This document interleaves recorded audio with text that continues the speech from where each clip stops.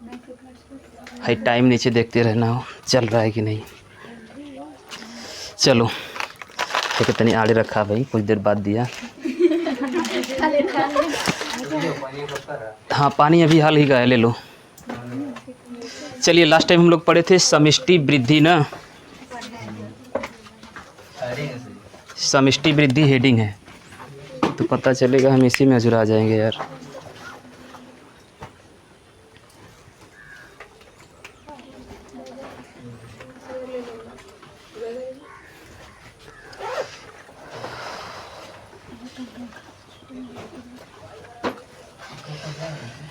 Heading है समष्टि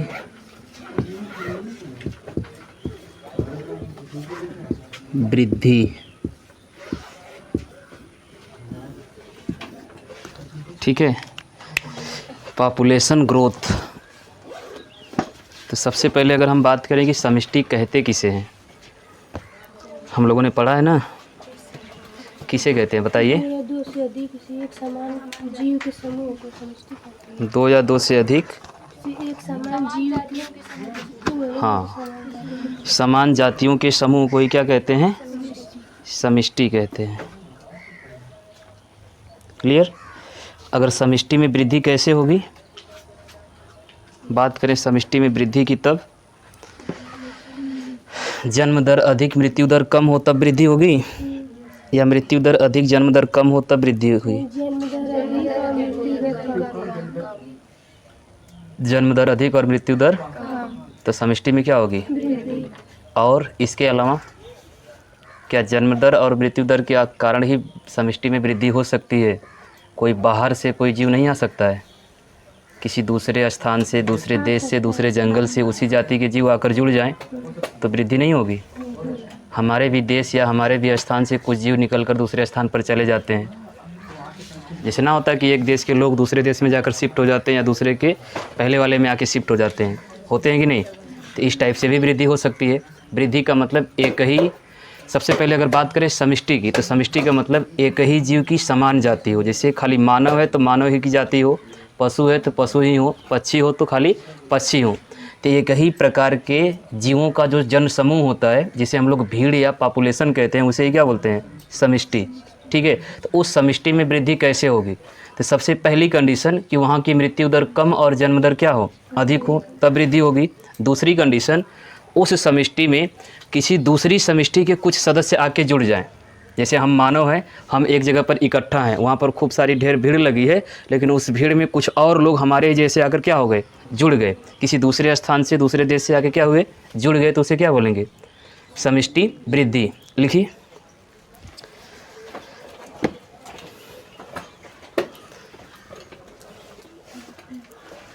लिखिएगा, समष्टि में व्यष्टियों की संख्या में, समष्टि में व्यष्टियों की संख्या में, व्यष्टि मतलब वही सदस्य,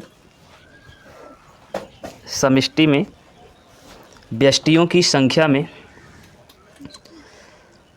वृद्धि ही समष्टि में व्यष्टियों की संख्या में वृद्धि ही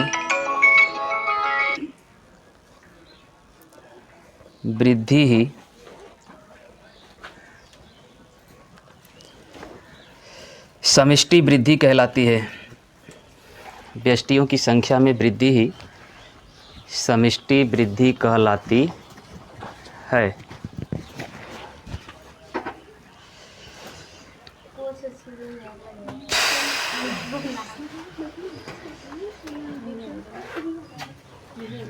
ये बड़े करा, देखिए अगर बात करेंगे समष्टि वृद्धि कहने का मतलब उस वृद्धि में उसी जाति के लोग आके जुड़ जाएं, या उसमें जन्म दर अधिक हो जाए, मृत्यु दर क्या हो जाए, कम हो जाए। क्लियर।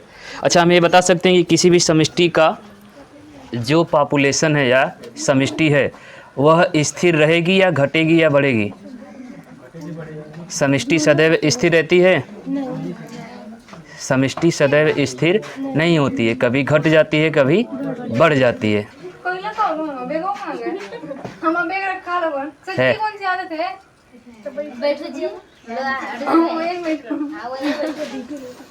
चलिए पैराग्राफ चेंज करके आगे लिखिएगा। अनेक कारक समष्टि के आकार में, अनेक कारक समष्टि के आकार में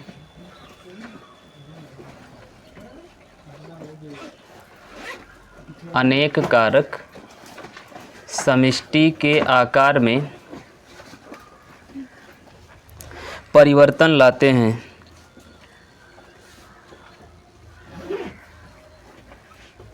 अनेक कारक समष्टि के आकार में परिवर्तन लाते हैं, जैसे भोजन की उपलब्धता। अनेक कारक समष्टि के आकार में परिवर्तन लाते हैं, जैसे भोजन की उपलब्धता, कामा परभक्षी दबाव, परभक्षी दबाव, कामा मौसमीय परिवर्तन, मौसमीय परिवर्तन,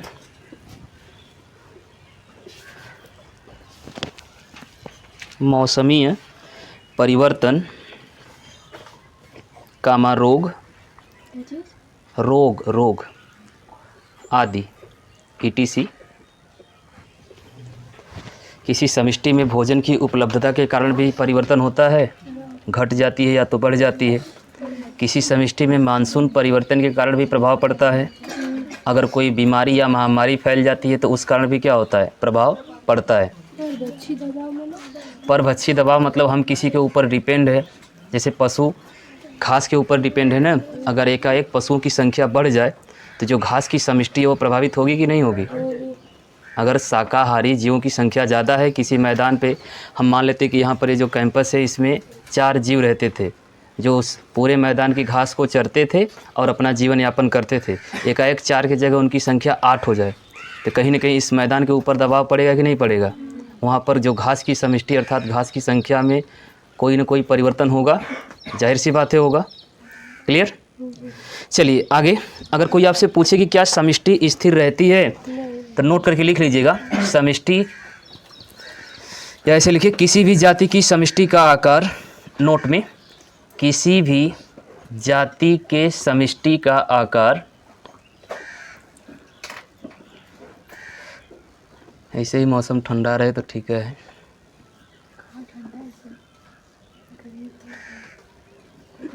नहीं अभी चल के आए हो तो थोड़ा गर्मी है, 2-4 मिनट आराम करो, ठंडा हो जाएगा। हाँ, किसी भी जाति की समष्टि का आकार स्थिर नहीं होता। किसी भी जाति की समष्टि का आकार स्थिर नहीं होता।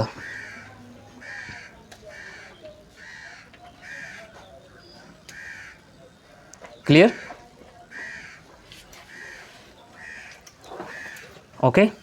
चलिए अब हम बात करेंगे कि जो हमारी समष्टि है यह किस किस कारकों से प्रभावित होती है, यानी समष्टि को प्रभावित करने वाले कारक कौन कौन से हैं।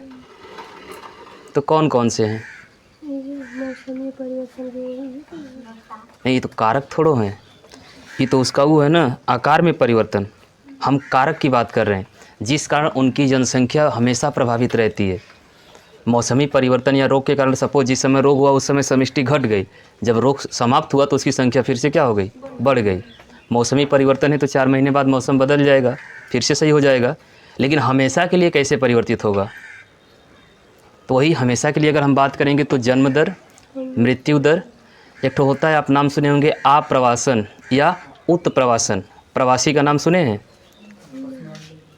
प्रवासी मतलब होता क्या है, नहीं सुने? आप्रवासन एक तो होता है उत्प्रवासन। आप्रवासन का मतलब जब हमारे किसी निश्चित आवास में, अरे जैसे प्रवासी भारतीय दिवस नहीं मनाया जाता है,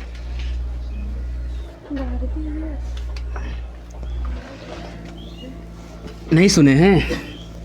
9 जनवरी से कई जनवरी तक मनाया गया था।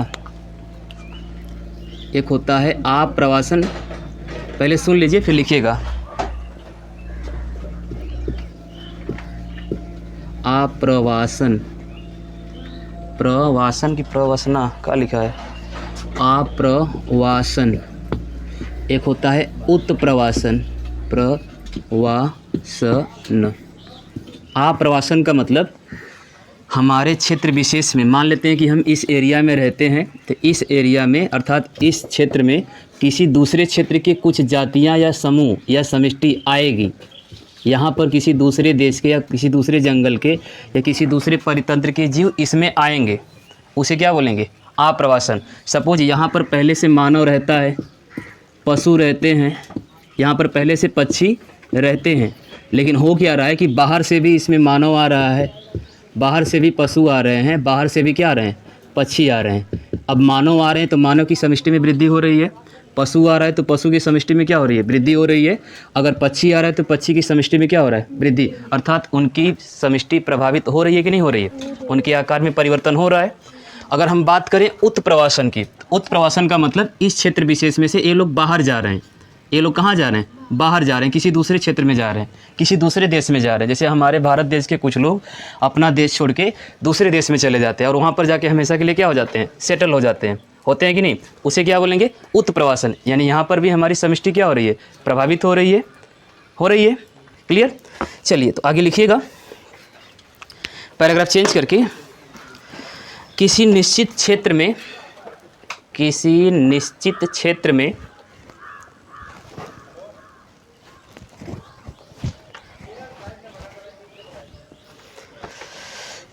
किसी निश्चित क्षेत्र में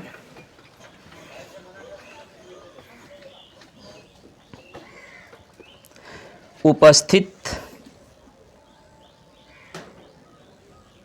किसी निश्चित क्षेत्र में उपस्थित किसी समष्टि का घनत्व, किसी निश्चित क्षेत्र में उपस्थित किसी समष्टि का घनत्व, घनत्व बराबर क्या होता है? द्रव्यमान बटा आयतन। द्रव्यमान किसे कहते हैं सपना?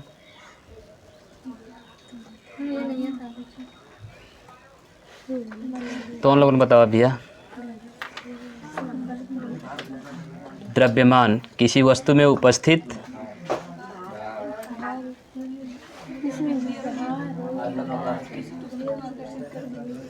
शाबाश, किसी तत्व या पदार्थ में उपस्थित भार को या द्रव्य की मात्रा को। हे भगवान, राम राम राम। चला, समष्टि का घनत्व मुख्यतः 4 कारकों पर निर्भर करता है।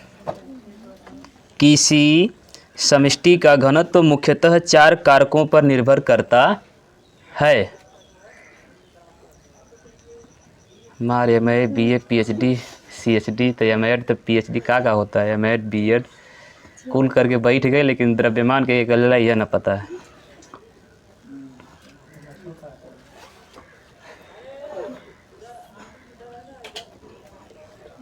क्लियर? नंबर 1 जन्म दर। अभी तो मत पूछना कि जन्म दर किसे कहते हैं, यो ना पता है। अच्छा, हम बताए हैं।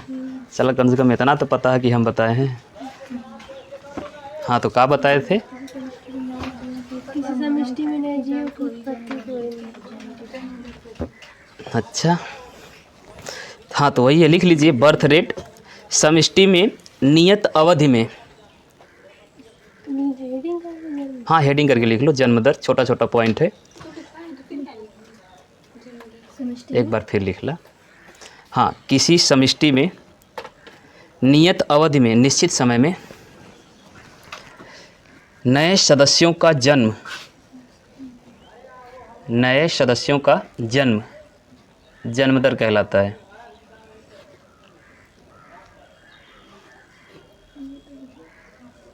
नए सदस्यों का जन्म जन्म दर कहलाता है। 2-4 पॉइंट ऐसे हैं कि हर हेडिंग में लगभग आएगा घूमड़ फिर के, और ये एकदम याद हो जाएगा। इतना याद होने के बाद ना याद हो तो फिर क्या याद होगा। क्लियर? अगला है मृत्यु दर। इसको भी लिख ही लीजिए अपने हिसाब से।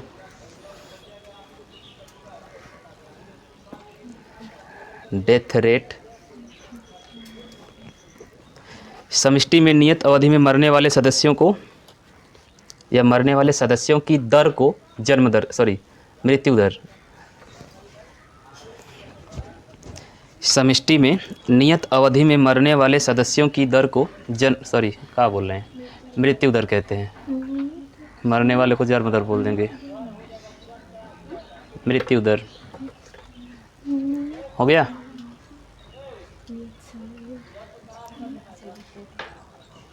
ठीक है, अब अगली हेडिंग डालिएगा, आप्रवासन, इमाइग्रेशन। थोड़ा अंग्रेजियों जानते रहिए, नहीं तो अगली क्लास में जाके ना खूब बढ़िया से आशीर्वाद देंगे। खाली कुल पढ़ा के का कहीं ना जब कुछ बतईबन नहीं, और जब हिंदी में मतलब जानेंगे तो हमन के पता रहा ना।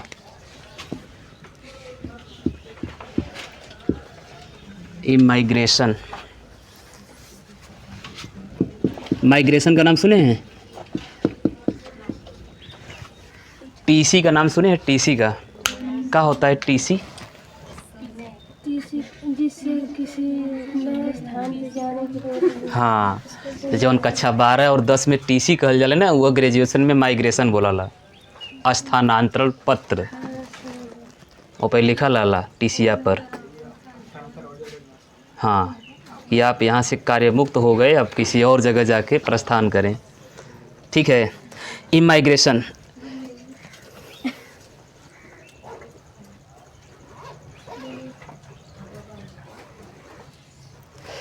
किसी प्रजाति के वे जीव, किसी प्रजाति, कोई भी पशु पक्षी मछली मानो कुछ भी, किसी प्रजाति के वे जीव जो दिए गए समय में, किसी प्रजाति के वे जीव जो दिए गए समय में, दिए गए समय में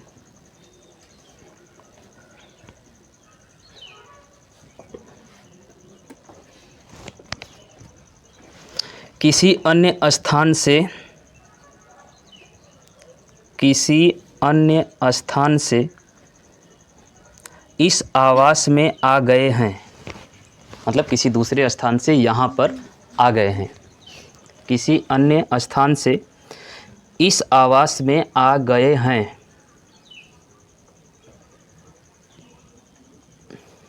आप्रवासन कहलाता है। स्थान में आ गए हैं या आवास में आ गए हैं, आप्रवासन कहलाता है।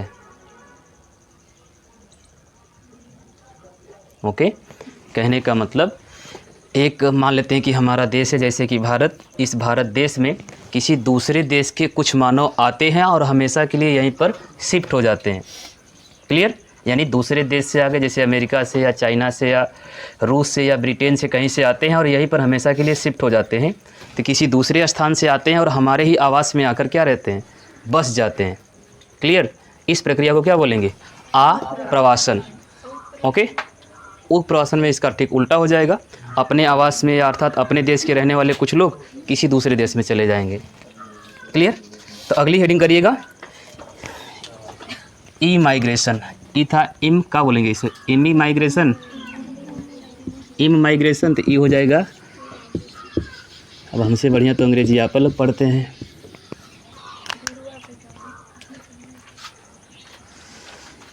हाँ, तो हम जो पढ़े वही तो लिखे हैं।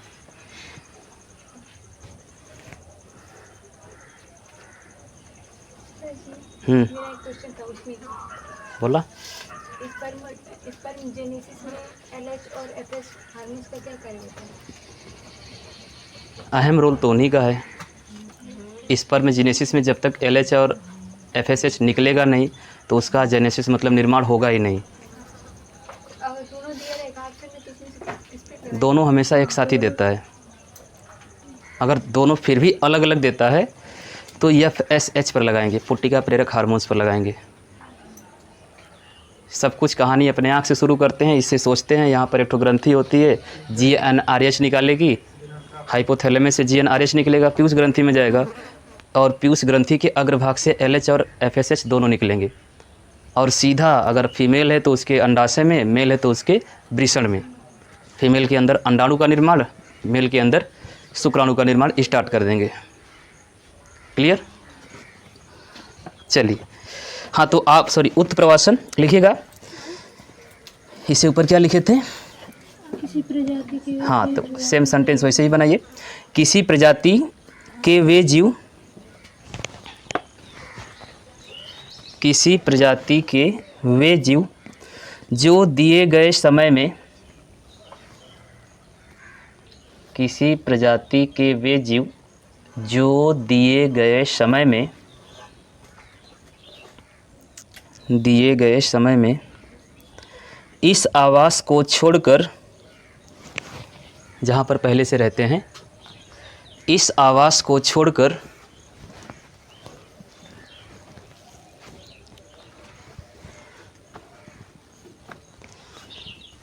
किसी अन्य आवास में चले गए हैं।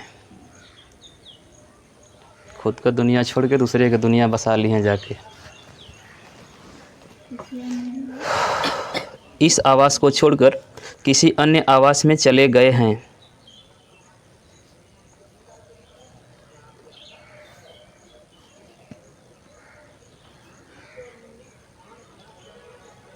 क्लियर? तो हमको ये बताइए कि जो अभी आप लोग 4 हेडिंग पढ़े हैं, कौन कौन सा? जन्म दर, मृत्यु दर और आप्रवासन व उत्प्रवासन। तो हमको ये बताइए कि किससे समष्टि की वृद्धि हो रही है, किस पॉइंट से, अर्थात किस हेडिंग में आपको दिख रहा है कि समष्टि में वृद्धि हो रही है, और किस में दिख रहा है कि उसमें क्या हो रही है? कमी।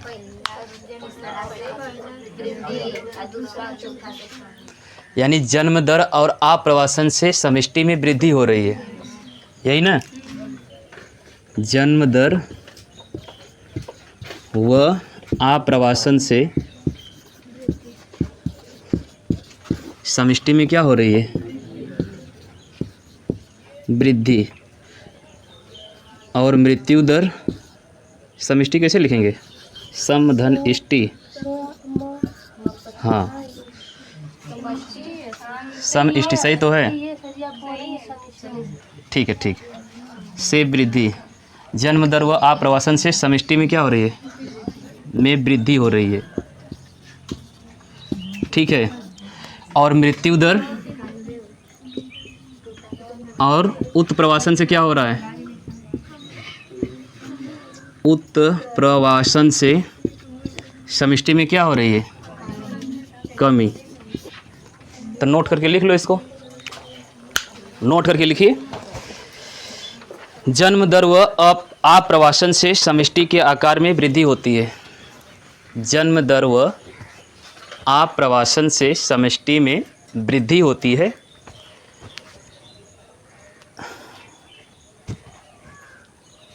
समष्टि में क्या हो रही है? वृद्धि। परंतु मृत्यु दर व उत्प्रवासन से समष्टि में, समष्टि के आकार में, आकार ऐड करिएगा, आकार में कमी। मृत्यु दर व उत्प्रवासन से समष्टि के आकार में कमी। ठीक है।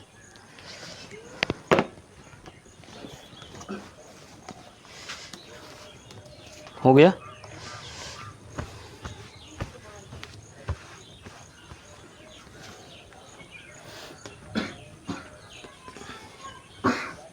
इसमें कुछ छोटा छोटा पॉइंट है। जनसंख्या वृद्धि दर, जनसंख्या की वृद्धि रूपरेखा। तो सबसे पहले अगर जनसंख्या की बात करें तो जनसंख्या में वृद्धि या कमी कैसे होगी?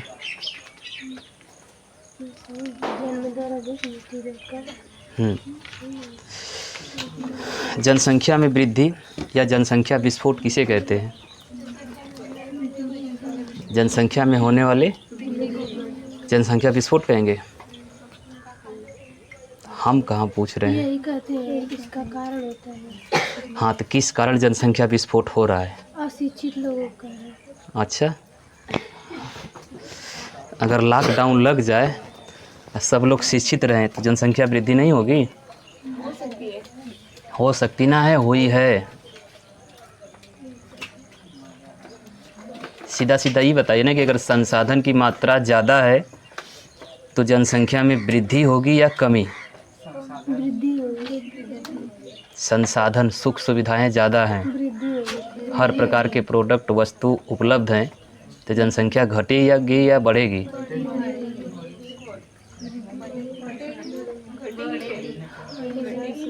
बढ़ेगी सभी। सोच समझ के बताइए, घटेगी या बढ़ेगी? कैसे बढ़ेगी? हर प्रकार की सुविधाएं रहेंगी, आप अपने आप को हमेशा बिजी रखेंगे तो घटेगी, और खाली पीली बैठे रहेंगे तो बढ़ेगी। दिन भर में अरारो को नहीं बैठल लबा तो का होई? घटेगी बढ़ी? अगर अपने आप को बिजी रखेंगे, मान ला साजी का सवेरे अपने को ही ले लेते हैं, सवेरे 5 बजे उठे, कोचिंग स्कूल कोचिंग 7 तक जाते जाते इतनी हालत ख़राब हो जाती है ना कि खैले के बाद तुरंत नींद लग जाए, तो जनसंख्या कहाँ से बढ़ेगी? लेकिन वही गांव में कुछ शरीफ इंसान होते हैं ना, दिन भर पुलिया पर तो रोडे पर तो चौराहे पर तो मतलब वो गांव में कई ठो गाड़ी जा रही है और कई ठो वापस आ रही है, और कौने गाड़ी पे कौन बैठा है यो तक डाटा रखते हैं। होता है कि नहीं? सबके गांव में होता है। तो वो जो आदमी खाली बैठा है वो क्या करेगा? ना कुछ तो जनसंख्या बढ़ाएगा। क्लियर? चलिए, तो इस पॉइंट को हम छोड़ देते हैं, ठीक है? सभी अशिक्षित लोग हुए ना, बैठा लोग खाली। नहीं, अशिक्षित का मतलब जैसे वो भी पढ़े लिखे ही होते हैं लेकिन मन बड़ू होते हैं। अशिक्षित का मतलब ये थोड़ा होता है कि जिसके पास सोचने समझने की क्षमता नहीं है वो अशिक्षित है। उनके पास है लेकिन उनको ये पता ना है कि जो हम कर रहे हैं ना ये गलत है। आजकल के उन्हें चौराहे पर अनपढ़ बैठे हैं, वो पूरा फेसबुक इंस्टाग्राम तो के जो ना पता तो उनको चलावत हुई हैं।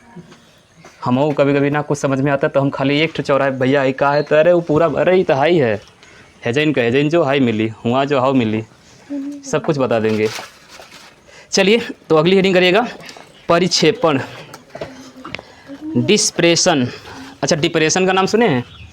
क्या होता है डिप्रेशन? काहे का सदमा लग जाता है हो?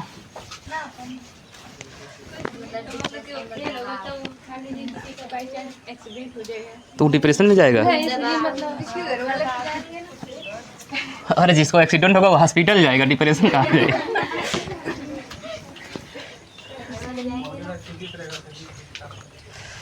डिप्रेशन कहते किसे हैं?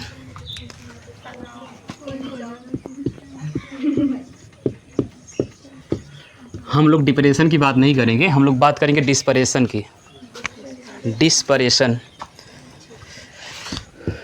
DIS, अब परेशन का क्या होगा? डिप्रेशन का मतलब वही तनाव है, किसी चीज़ के बारे में आवश्यकता से अधिक चिंतन करना। मान लेंगे कि वो हमसे मिलेगा नहीं फिर भी उसके बारे में सोच रहे हैं। नौकरी, तुम लोग तो कुछ और दिमाग लगा लेते हो। गलती आपकी नहीं है, हाँ गलती उमरिया की है। इस समय जो आपके शरीर में, सही बात है, अगर कोई नई चीज़ रहती है ना तो उसको कंट्रोल कर पाना थोड़ा मुश्किल होता है। हाँ, नहीं सुन नहीं पाए तुम्हारी बात। नई अगर साइकिल भी खरीद लेना या नई गाड़ी तो उसको भी संभाल के चला पाना थोड़ा मुश्किल हो जाता है। तो अगर हमारे अंदर किसी प्रकार की नई ग्रंथि का निर्माण तो पहले से ही था लेकिन वो काम करना भी हाल फिलहाल शुरू किए तो उसके द्वारा जो रसायन निकल रहे हैं ना उसको भी हम कंट्रोल नहीं कर पाते हैं। कभी कभी अनजाने में, कभी कभी जानबूझ के गलती हो ही जाती है। ठीक है, चलिए परिक्षेपण की बात करेंगे तो इसका मतलब कुछ बता सकते हैं? डिस्परेशन परिक्षेपण मतलब हमारे वातावरण जो है, तो आगे परि मतलब वातावरण, क्षेत्र मतलब उनकी कमी होती है। कहीं होते हैं, कहाँ होते हैं? कमी होती है, जैसे पेड़ का काट दे रहे होते हैं। कुछ तो सही है, कुछ सही है। आगे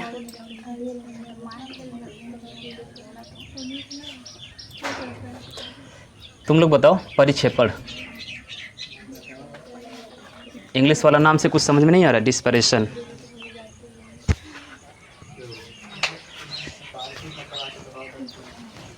नहीं, दबाव वाली बात नहीं। जैसे कोई भी जीव है, वह जीव जहाँ पर रहता है, प्रॉब्लम वो अलग बात है। सीधा सीधा एक जीव है जहाँ पर रहता है, तो उस स्थान से, जैसे सपोज हम लोग यहाँ पर हैं, हमारी क्लास यहाँ पर चल रही है, तो यहाँ का जो वातावरण है कहीं ना कहीं इनडायरेक्टली या डायरेक्टली हमको प्रभावित कर रहा है। अगर यहाँ का एक बाइक वातावरण बदल जाए, यहाँ पर बहुत ज़्यादा शोरगुल हो, बहुत ज़्यादा हुल्ला हो, तो हम लोग क्लास में पढ़ पाएंगे? नहीं पढ़ पाएंगे। अर्थात कहीं ना कहीं यहाँ का जो एटमॉस्फेयर है हमको वो या तो प्रत्यक्ष रूप से या अप्रत्यक्ष रूप से प्रभावित कर रहा है। दूसरी कंडीशन, हमारी वजह से भी यहाँ का जो एटमॉस्फेयर है वो प्रभावित हो रहा है। जैसे कभी कभी आप लोग क्लास से जब बाहर निकलते हैं ना, थोड़ा 2-4-5 मिनट के लिए क्लास ब्रेक होती है, तो उससे भी आपके जो आसपास लोग रहते हैं ना, परेशान हो जाते हैं। इतना ज़्यादा आप लोग बात करते हैं, शोर करते हैं, इधर उधर आते जाते हैं। नॉर्मली सब लोग साइलेंट रहते हैं। एकाएक आपकी संख्या जब बढ़ जाती है तो अगल बगल वाले भी आपसे प्रभावित हो जाते हैं। होते हैं कि नहीं? क्लियर? तो वही प्रक्रिया, मतलब कोई भी जीव है जिस स्थान पर स्थित है, तो वह जीव और वह स्थान, सपोज किसी समष्टि के कुछ जीव एक निश्चित स्थान पर उपस्थित होते हैं, तो उस जीव के और उस स्थान के बीच का जो संबंध होता है, पारस्परिक संबंध, उसे क्या बोलेंगे? परिक्षेपण। लिखिएगा। अब क्षेपण मतलब पता नहीं, क्षेपण मतलब प्रियंका बताएगी। प्रियंका कोई है? ये कहाँ से नाम आ गया? अच्छा, नाइस में है। हाँ, नाइस में है, प्रियंका पाल। हाँ, ठीक है। लिखिएगा, किसी भी समष्टि में उपस्थित, किसी भी समष्टि में उपस्थित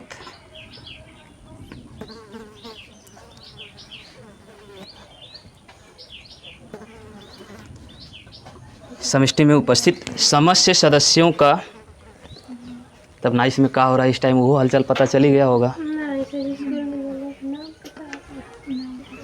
आज और कल मतलब 2 दिन का डाटा ना है पिछले? अच्छा, स्कूल को पता है। नाइसों में अगर ही होता बताएंगे।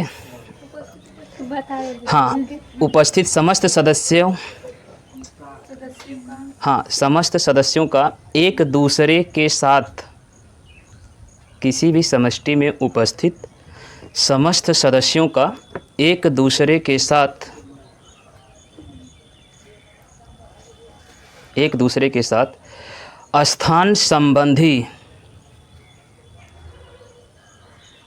स्थान संबंधी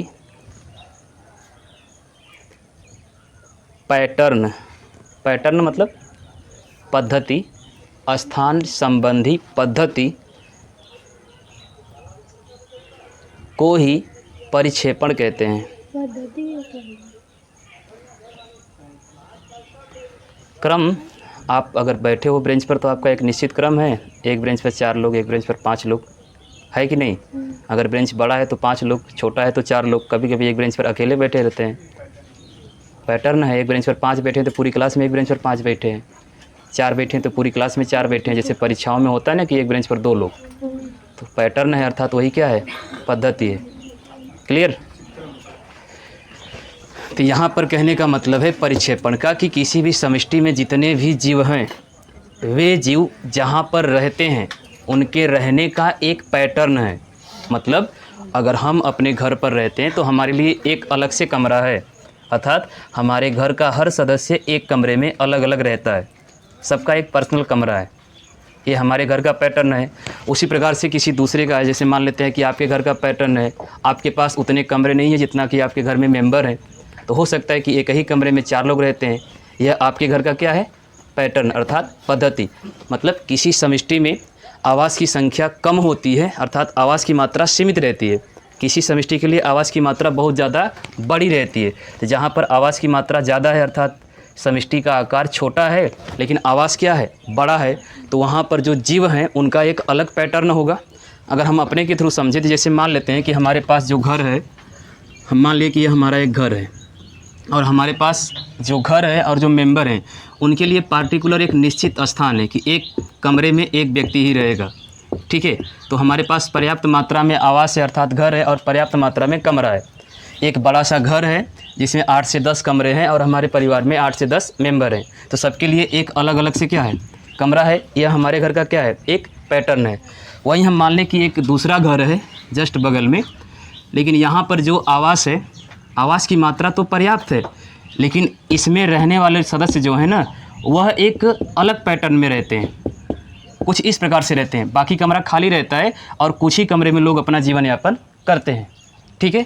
उसी प्रकार मान लेते हैं कि एक तीसरा है, या जंगल ही मान लें, एक तीसरा जंगल है जहाँ पर कुछ जीव रहते हैं। तो सपोज अगर एक जंगल की अगर हम बात करेंगे तो उस जंगल में जो सबसे उच्च मांसाहारी होगा या सर्वोच्च मांसाहारी होगा, वह पूरे जंगल में भ्रमण कर सकता है। जैसे कि शेर है, चीता है, तो वह पूरे जंगल में भ्रमण कर सकता है कि नहीं। यहाँ पर भी वो कहीं रह सकता है आसानी से, उसको किसी चीज़ का भय नहीं है। वहीं पर अगर हम किसी ऐसे मांसाहारी की बात करें जैसे निम्न श्रेणी के, मान लें कि जैसे अगर हम भेड़िया की बात कर लें, गीदड़ की बात कर लें, सियार या लोमड़ी की बात कर लें, तो वह आधे में ही रहता है। सपोज इधर भी शेर रहता है, इधर भी शेर रहता है, लेकिन इधर वाला शेर जो है ना बहुत ज़्यादा खूंखार है, डेंजर है, जो भेड़िया और लोमड़ी का भी शिकार करता है इधर वाला। लेकिन इधर वाला जो शेर है ना, वो भेड़िया और लोमड़ी का शिकार नहीं करता है, शाकाहारी जीवों का शिकार करता है। इसलिए यहाँ पर जो भेड़िया और लोमड़ी है यहाँ तक सीमित रहते हैं, इधर इससे ज़्यादा इधर आगे नहीं बढ़ते हैं। जानते हैं कि अगर हम इधर जाएंगे तो हमारा क्या हो जाएगा, नुकसान हो जाएगा, हम मारे जाएंगे, इसलिए यह यहाँ तक क्या है, सीमित है। कुछ उसी प्रकार से अगर हम मान लें कि उसी जंगल में जो शाकाहारी है, जैसे हिरण हो गया, बकरी हो गया, भेड़ हो गया, अब वे लोग जहाँ रहते हैं ना तो झुंड बना के रहते हैं। जंगल में जो शाकाहारी जीव होते हैं कैसे रहते हैं, तो झुंड में रहते हैं, और वो बहुत दूर तक नहीं फैले रहते हैं। उनका स्थान क्या होता है या आवास क्या होता है, सीमित होता है। अगर हम शाकाहारी जीव हैं तो हमारा आवास क्या होगा, सीमित होगा, क्योंकि हमें अपनी जान का खतरा बहुत ज़्यादा होता है कि नहीं। तो अगर सपोज हम इस पूरे को एक जंगल मान लें, तो इस जंगल में शेर है जो कहीं पर भी रह सकता है, अर्थात इसका जो क्रम है या इसकी जो पद्धति है, शेर भी अपने आप में अपने स्थान को क्या कर लेते हैं, बांट लेते हैं। अगर एक शहर में, एक जंगल में 4 शेर या 5 शेर हैं तो वो लोग भी अपना अपना एरिया क्या कर लेते हैं, डिवाइड कर लेते हैं कि भाई यहाँ से यहाँ तक तुम रहना, यहाँ से इधर तक हम रहेंगे, और अपने अपने क्षेत्र में अपना अपना क्या करेंगे, शिकार करेंगे। लेकिन वहीं पर कुछ ऐसे जीव रहते हैं जो शिकार तो नहीं करते, लेकिन किसी दूसरे के शिकार के साथ अपना जीवन यापन कर लेते हैं। अक्सर शेर के साथ आपको भेड़िया या लोमड़ी देखने को मिल जाएगा। जहाँ पर शेर रहता है उसके आसपास भेड़िया या लोमड़ी भी क्या होगा, उपस्थित होगा।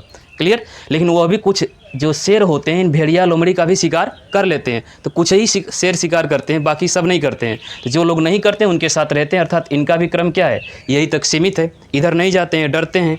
वहीं अगर हम ले लें शाकाहारी जीवों को, तो यह बेचारे एक निश्चित स्थान में क्या होते हैं, सीमित होते हैं। जंगल हालांकि बहुत बड़ा है, लेकिन पूरे क्षेत्र में ये लोग नहीं पाए जाते हैं। ये जानते हैं कि अगर हम इधर जाएंगे तो हमारा क्या होगा, जान से हम हाथ धो बैठेंगे। क्लियर। तो यही प्रक्रिया क्या कहलाएगी, परिक्षेपण। परिक्षेपण का मतलब एक निश्चित क्रम। क्लियर। और जैसे वही आप चाहें तो एक तो झोपड़पट्टी वाले की बात कर लें। जैसे लोग शहरों में जाते हैं ना काम करने, बम्बई चले गए, कलकत्ता, दिल्ली कहीं चले गए, तो वहाँ पर एक ठो लार्ज होता है। जैसे हम ही लोग जाते हैं कभी तैयारी करने के लिए, जैसे आप ही जाएंगे बनारस, इलाहाबाद, तो एक ठो हॉल रहेगा या एक ठो लार्ज रहेगा या एक ठो हॉस्टल रहेगा, उसमें खूब ढेर सारे रहेंगे, बच्चे रहेंगे ना। वहीं पर बगल में एक ठो फ्लैट है। अब फ्लैट में जैसे 1 BHK है कि 2 BHK है कि 3 BHK है, वहाँ पर कमरों की संख्या ज़्यादा है, सदस्यों की संख्या कम है फ्लैट में। लेकिन हम हॉस्टल की बात कर लें तो वहाँ पर सदस्यों की संख्या ज़्यादा है, लेकिन कमरों की संख्या क्या है, कम। हॉस्टल में एक कमरे में 2 या 3 बच्चे रहते हैं, 4 बच्चे रहते हैं, तो उनका एक क्या है, क्रम है कि नहीं है। तो उनके लिए भी एक आवास है, वो भी एक कमरे में रहते हैं, लेकिन उनकी संख्या ज़्यादा है। और वहीं पर जो फ्लैट में रहता है उसकी संख्या क्या है, कम है। क्लियर। लिखिए, यह निम्न 3 प्रकार के हो सकता है, यह निम्न 3 प्रकार का हो सकता है परिक्षेपण।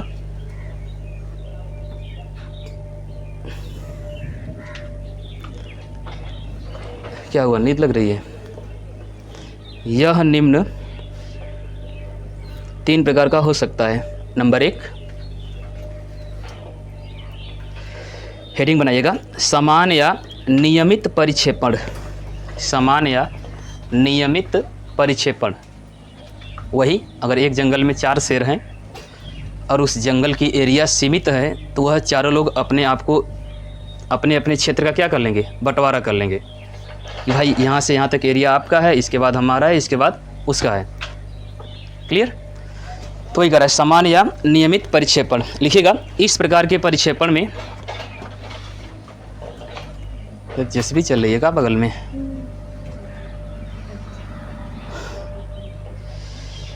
इस प्रकार के परिक्षेपण में समष्टि के सदस्य, इस प्रकार के परिक्षेपण में समष्टि के सदस्य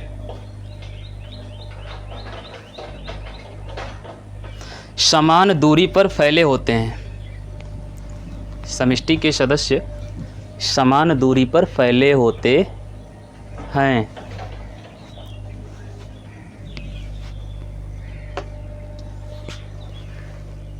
ओके, क्लियर। वही जैसे आपके घर में 4 मेंबर है, 4 तो रूम है, तो सभी लोग एक एक रूम में रहेंगे। सिंपल। अगली हेडिंग, असमान या अनियमित परिक्षेपण। असमान या अनियमित परिक्षेपण। असमान या अनियमित परिक्षेपण। ओके, लिखिएगा। इस प्रकार के परिक्षेपण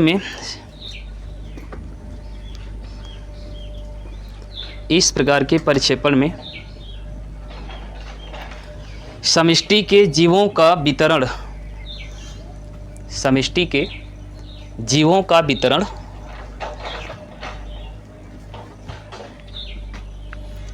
समष्टि के जीवों का वितरण एक दूसरे से संबंधित नहीं होता है। समष्टि के जीवों का वितरण एक दूसरे से संबंधित नहीं होता है।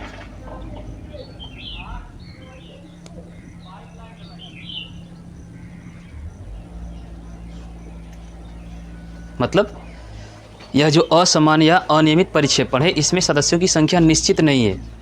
जैसे यहाँ पर निश्चित था कि इनका वितरण एक समान होगा। अगर एक व्यक्ति एक कमरे में तो दूसरे कमरे में दूसरा व्यक्ति रहेगा, अर्थात एक कमरे में एक व्यक्ति है। लेकिन अनियमित में क्या हो रहा है कि यहाँ पर निश्चित नहीं है कि एक कमरे में एक ही व्यक्ति रहेगा। एक में एक भी रह सकता है, एक में एक से अधिक भी रह सकते हैं। क्लियर। अगला करिएगा, गुच्छीय परिक्षेपण। गुच्छीय, जैसे अंगूर का गुच्छा होता है ना, गुच्छीय परिक्षेपण। क्या?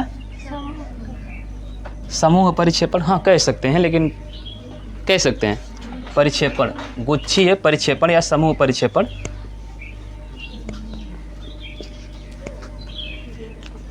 क्लियर।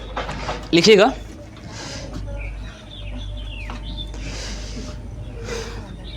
लिखिएगा, यह प्रकृति में समान रूप से पाए जाने वाले, यह प्रकृति में समान रूप से पाए जाने वाले,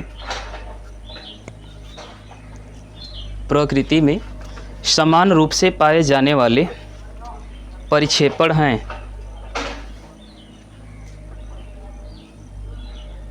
समान रूप से पाए जाने वाले परिक्षेपण हैं।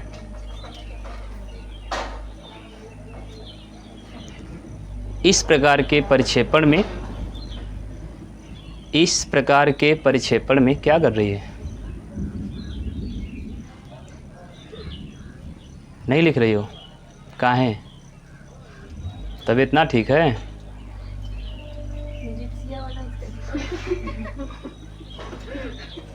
उसकी आवाज़ से दिक्कत है? हो सकता है भाई उसके साउंड से एलर्जी हो। किसी को तो किसी की शक्ल से एलर्जी होती है। ना करे तुमको देख के हमारा खून खौलत है। चलिए क्या लिखें? इस प्रकार की समष्टि में, अच्छा, इस प्रकार के परिक्षेपण में समष्टि के सदस्य, इस प्रकार के परिक्षेपण में समष्टि के सदस्य छोटे छोटे पुंज का निर्माण करके, छोटे छोटे पुंज का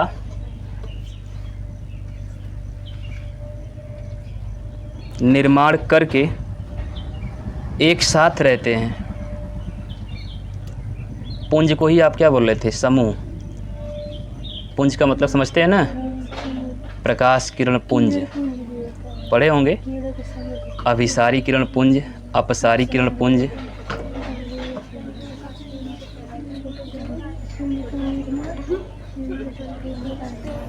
ठीक है, हाँ, छोटे छोटे पुंज का निर्माण करके एक साथ रहते हैं। छोटा परिवार सुखी परिवार, अपने साथ अपने बीवी बच्चों को लेकर रहेगा, मरेंगे तो सब, जिएंगे तो सब। गांव में भैया तनी से 2000 रुपया कमाए का लगे तो अपने मेहरारू के लेके चल रही हैं। वो अलग बात है, भले वो जाके भीख मांगे कि बाबू तनी 2000 भेज दिया, लड़कवा का तबीयत खराब है, तो पता चले कि बाबूजी तू तो कमाए गलो तो घरवा से पैसा काहे मांग रहा है। अगली हेडिंग है वहन क्षमता, कैरिंग कैपेसिटी।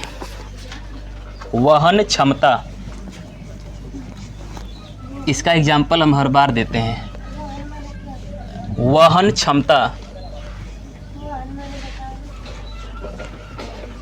वहन मतलब बोझा, कि हमारे जो तगाड़ी या खांची है, बोझ उठाने की क्षमता। हाँ, उसमें अगर इतना 20 किलो, 50 किलो, 10 किलो या 15 किलो जो भी है, गोबर है, खांची है, घूरा है, हम अपने सर पे उठा के यहाँ से वहाँ तक ले जा सकते हैं। हमारी क्षमता है कि हम 20 किलो वज़न उठा के घरे जा सकते हैं।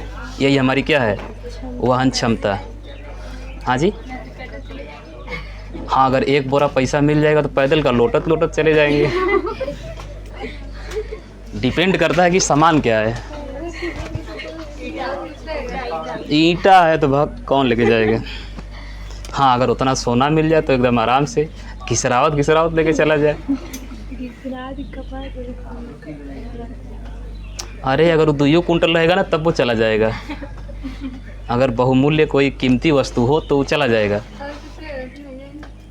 और कुछ रहेगा तब पता चले कि रास्ते में ऐसे जा रहे हैं तो मूड के ऊपर होता है। कोनो लिफ्ट मांगा तो अगर मूड बढ़िया है तो गाड़ी खड़ी, और मूड ख़राब है तो धीरे से स्लो करके निकल रहा, भाग कौन बैठाएगा।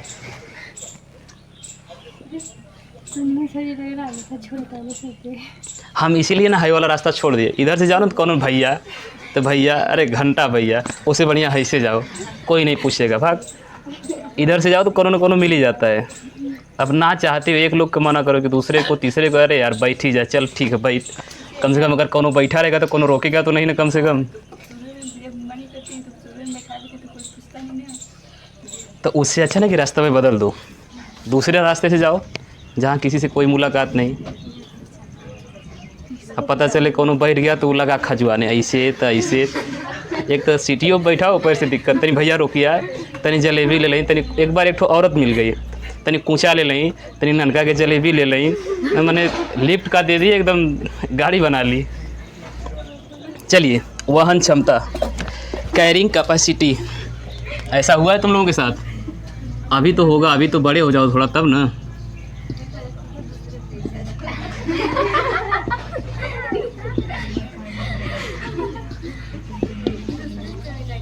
कैरिंग, CARR रहेगा ना, RY।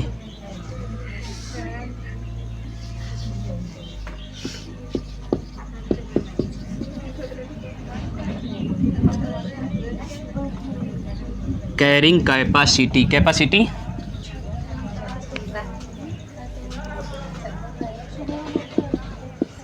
तो इसका मतलब बताओ, कैरिंग कैपेसिटी। ये तो एकदम सुना सुना ऐसा लग रहा है। नहीं, पूरा वहन क्षमता। मतलब अपने सीमित प्रक्रिया किसी। नहीं, एकदम थोड़ा ब्रॉड सोचा, बड़ा सोचा, तनी खूब बड़ा सोच के बताओ कि वहन क्षमता का हुई।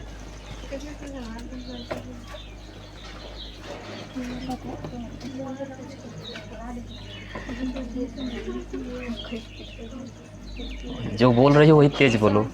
हाँ,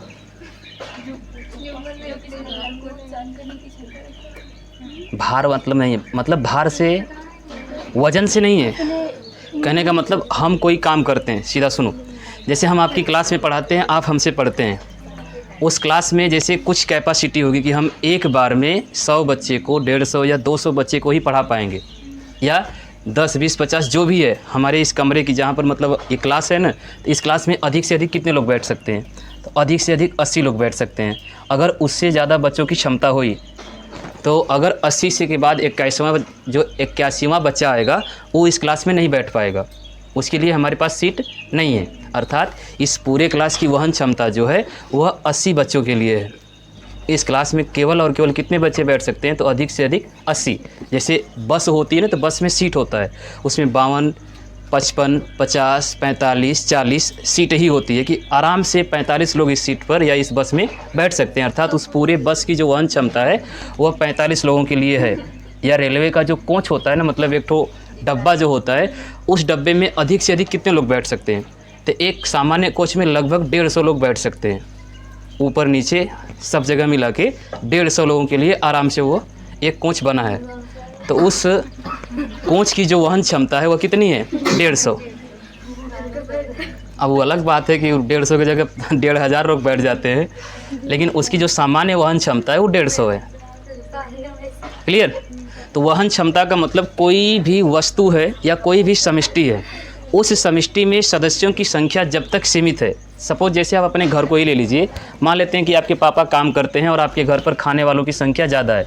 आपके बुआ हैं, दादी हैं, चाचा है, चाची हैं, हम हैं, भाई भैया सब कुछ है, मतलब लगभग 20 लोग हैं और हमारे पिताजी अकेले कमाते हैं, तो उन 20 लोगों का पेट भर पाते हैं। अगर 20 के बाद 21 या 22 लोग हुए तो फिर उनका बोझ अर्थात उनका खर्चा जो है पिताजी के इनकम से नहीं हो पाएगा। अगर पिताजी महीने का 10,000 कमाते हैं और खाने वालों की संख्या 20 है, तो मान लेते हैं कि 10,000 में 20 लोगों का पेट आसानी से भर जाता है। लेकिन अगर 20 से 21 हो जाए, 22 हो जाए, सदस्यों की संख्या बढ़ जाए, लेकिन इनकम में तो कोई ग्रोथ नहीं हो रहा है, 10,000 का 10,000 ही है। अर्थात जब सदस्यों की संख्या बढ़ी और इनकम में कोई ग्रोथ नहीं हुआ, तो उनका खर्चा कौन उठाएगा? अर्थात 10,000 रुपये में केवल 20 लोगों का ही हम भरण पोषण कर सकते हैं। अगर 20 से अधिक हुए अर्थात वह हमारी वहन क्षमता से क्या हुए? बाहर हुए। क्लियर? यानी हमारी इतनी आय में हम इतने लोगों का ही क्या कर पाएंगे? वहन कर पाएंगे, खर्चा उठा पाएंगे। क्लियर? बात समझ में आई? वहन क्षमता मतलब आसान शब्दों में ना होता है कि बर्दाश्त करने की क्षमता, सहन करने की क्षमता। जैसे क्लास में है ना, हम उनको और वो हमको सह लेती है, यही हम दोनों की क्या है? वहन क्षमता है। अगर एक दूसरे का भी ऊपर नीचे हुआ तो फिर दोनों लोग कैपेसिटी से बाहर हो जाएंगे। चलिए लिखिए, सपना हो अपने पड़ोसियों को हटाओ यहाँ से। किसी प्रजाति के जीवों की, सपना की तरह नाइस में एक तो प्रियंका है, इसीलिए उसका नाम आ गया। प्रियंका पाल नाम है उसका पूरा। किसी प्रजाति के जीवों की वह अधिकतम संख्या, किसी प्रजाति के जीवों की वह अधिकतम संख्या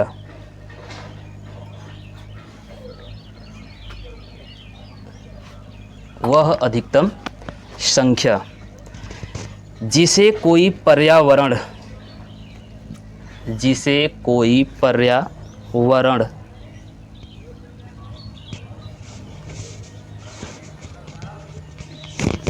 जिसे कोई पर्यावरण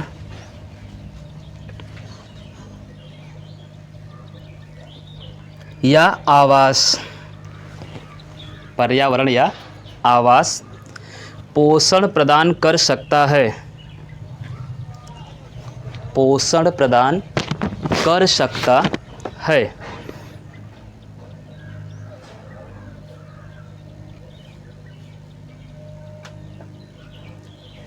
आवास का मतलब घर हो गया, पर्यावरण का मतलब जहाँ पर वह रहता है तो उसके आसपास का जो एटमॉस्फेयर है, वातावरण है। तथा इसके पश्चात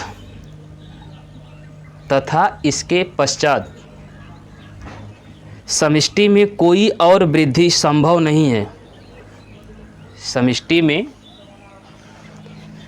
कोई और वृद्धि संभव नहीं है। मतलब चाह कर भी अगर हम किसी सदस्य की संख्या बढ़ाते हैं तो उसका खर्चा हमसे ना हो पाएगा।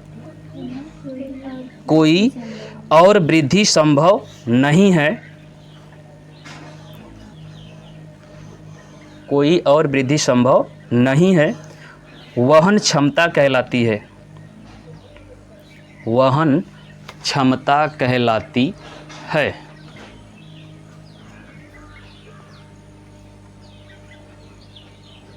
क्लियर? आसान शब्दों में कहें तो वही है, जैसे सपोज एक कमरा है या एक गाड़ी है, उस गाड़ी में मान लेते हैं आपकी 4 व्हीलर है, एक तो बोलेरो है, तो उस बोलेरो में अधिक से अधिक कितने लोग बैठ सकते हैं? अधिक से अधिक 7 लोग, मैक्सिमम 7। अगर हम 8वें व्यक्ति को बैठाएंगे तो वह किसी न किसी दूसरे के ऊपर बैठ जाएगा। मतलब 8वें को बैठाने के लिए किसी न किसी व्यक्ति को हटाना पड़ेगा तब वो बैठेगा। तो एक सामान्य सी 4 व्हीलर जो बोलेरो है उसकी वहन क्षमता कितनी है? 7 है। अगर इसमें किसी भी प्रकार की वृद्धि हुई तो वह वृद्धि उसमें उपस्थित किसी सदस्य को क्या करेगी? रिप्लेस करेगी। या तो वह मरे या उस स्थान को छोड़कर क्या हो? हटे। क्लियर? वहन क्षमता का मतलब समझ में आया? किसी भी समष्टि में उपस्थित सदस्यों की संख्या का भरण पोषण कर पाना ही उस समष्टि का क्या है? वहन क्षमता। आप अपने आप को भी ले सकते हैं कि अगर हमारे परिवार में मान लेते हैं कि आपके दादा, चाचा, बुआ जो भी काम करता है उनके खर्चे से उनके आय से ही आपके घर का खर्चा चलता है। अगर आपके घर में किसी सदस्य की वृद्धि होती है, किसी भी सदस्य की वृद्धि होती है तो उनका खर्चा आपके घर की जो इनकम है उससे नहीं हो पाएगा। अर्थात अगर आपके घर पर कोई रिश्तेदार आ जाए, एक आएगा तो कोई प्रॉब्लम नहीं होगा, एक की जगह 2 या 3 लोग आ जाएं तो उनका खर्चा उठ पाएगा? नहीं हो पाएगा। क्लियर? चलिए पैराग्राफ चेंज। नोट,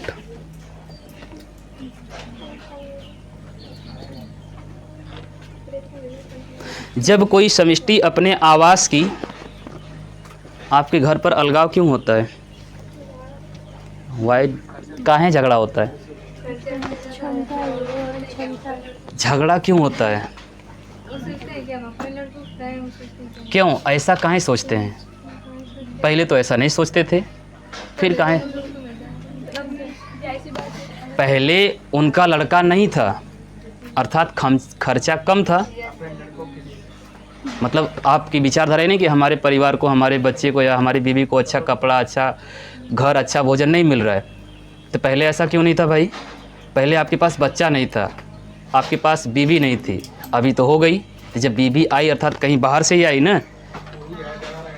अरे आई वो अलग बात है, लेकिन आपकी समष्टि में वृद्धि हुई कि नहीं हुई? ऐसा भी होता है, मतलब जिसके पास लड़की चाहे कोई भी नहीं रहता, वो दोनों लोग रहते हैं तभी भी झगड़ा होता है। वो अलग टॉपिक है, हम लोग अपने पॉइंट पर ही बात करेंगे।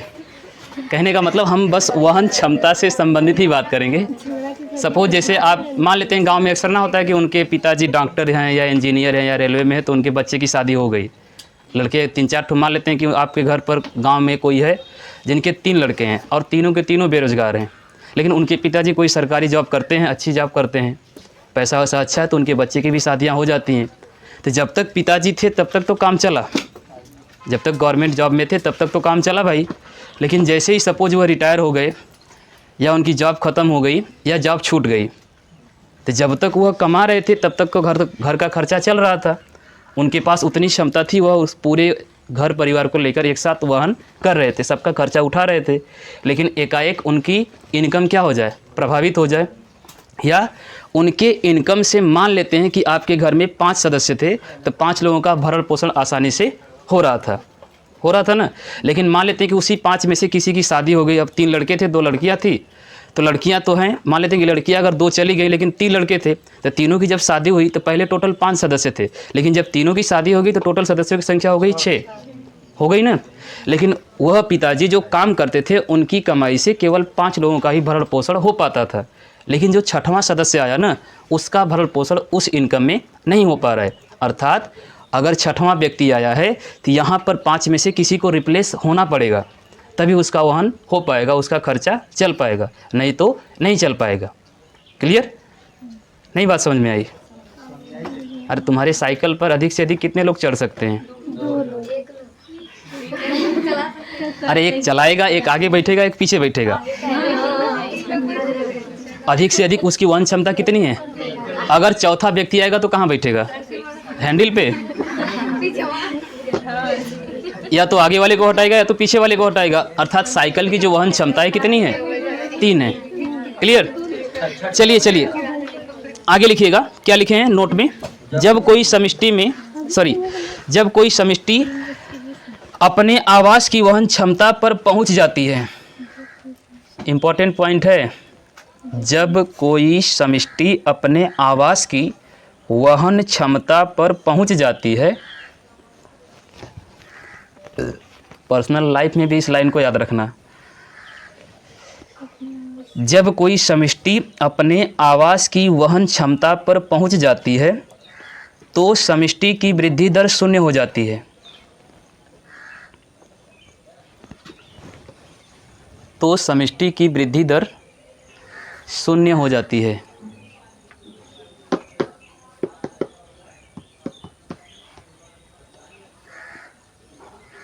क्या हो जाती है? शून्य। और समष्टि स्थिर हो जाती है। और समष्टि क्या हो जाती है? स्थिर। जब वृद्धि दर शून्य हो जाएगी तो समष्टि क्या हो जाएगी? याद रखिएगा।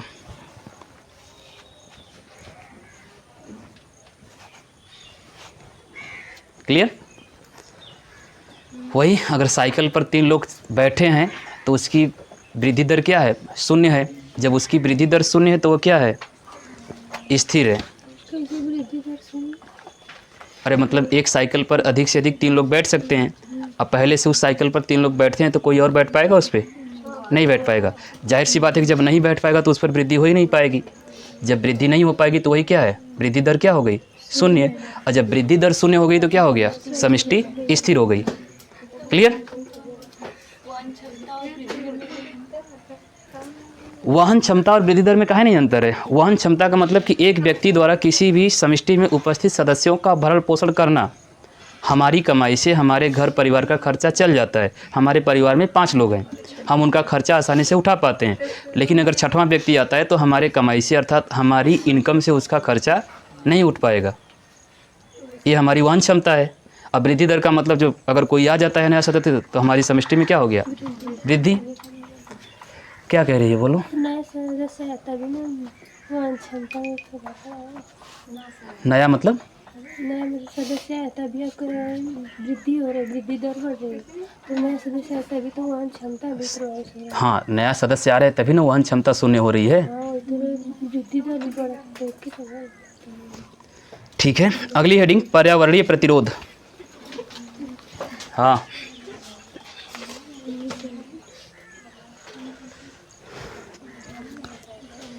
चार बजे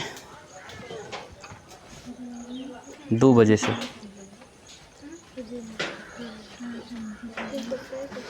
समष्टि।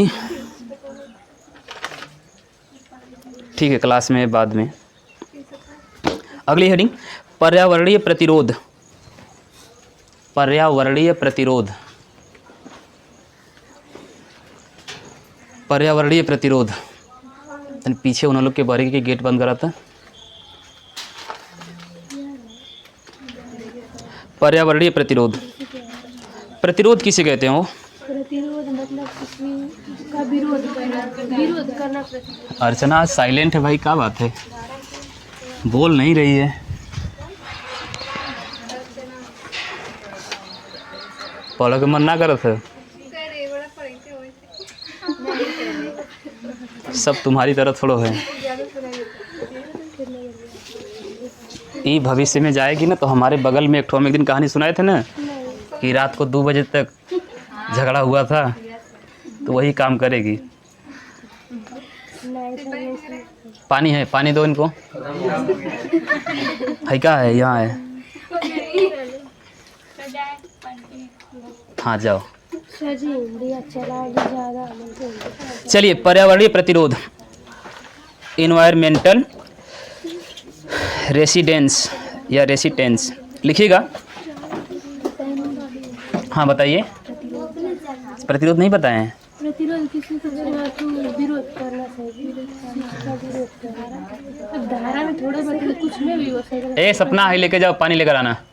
खाली इंसान, कुछ काम करो। चलिए, प्रतिरोध का मतलब होता है किसी चीज़ का विरोध करना। आप अगर पढ़ रहे हैं ना तो हम आपकी पढ़ाई को रोकेंगे, अर्थात आपको पढ़ने से हम रोकेंगे, यानी आपका क्या करेंगे? वही प्रतिरोध कहलाएगा। आपके घर का विकास हो रहा है तो हम आपके घर के विकास में रुकावट डालेंगे। ना कुछ कर पाएंगे, देवलिया गिरा देंगे। ना कुछ हो पाएगा तो उखिया जब रोप के आएंगे तो पूरा उका बोलेंगे, खन के बाहर कर देंगे। मतलब कोई काम करके आएंगे तो उसको हम बिगाड़ देंगे। अक्सर होता है, खेत में पानी भर के आएंगे तो पनिया जाके काट देंगे, आपका विरोध करेंगे। ठीक है, चलिए किसी भी क्षेत्र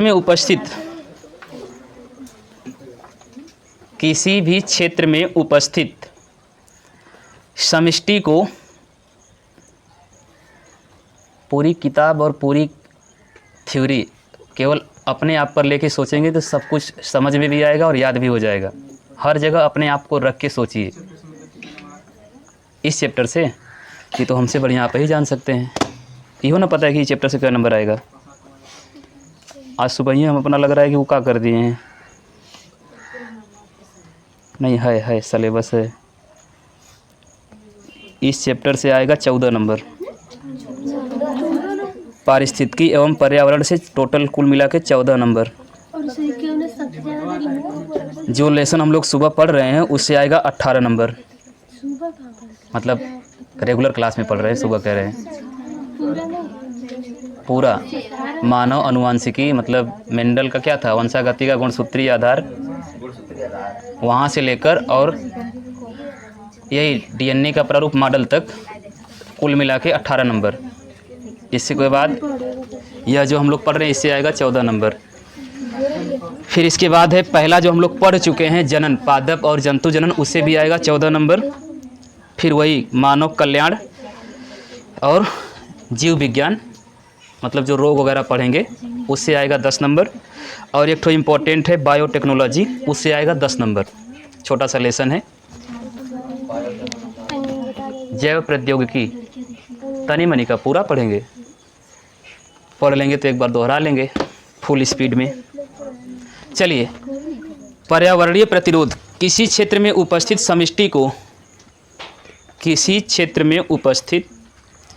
समष्टि को अनेक पर्यावरणीय कारक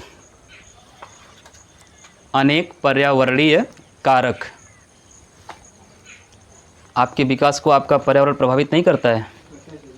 कैसे? कौन सी फिर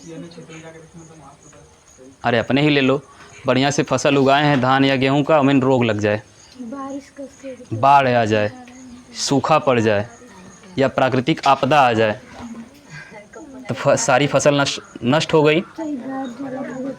चाहे भूकंप आ जाए, घर ही गिर जाए, अच्छा भला 2-4 लाख का एकदम बिल्डिंग बनाए और तो अगले दिन भूकंप आ गया, फुल डिजाइन और बढ़िया से एकदम चौपट। प्राकृतिक आपदा आ गई ना कहीं हमको प्रभावित की। क्लियर? चलिए, समष्टि को अनेक पर्यावरणीय कारक जैसे भोजन,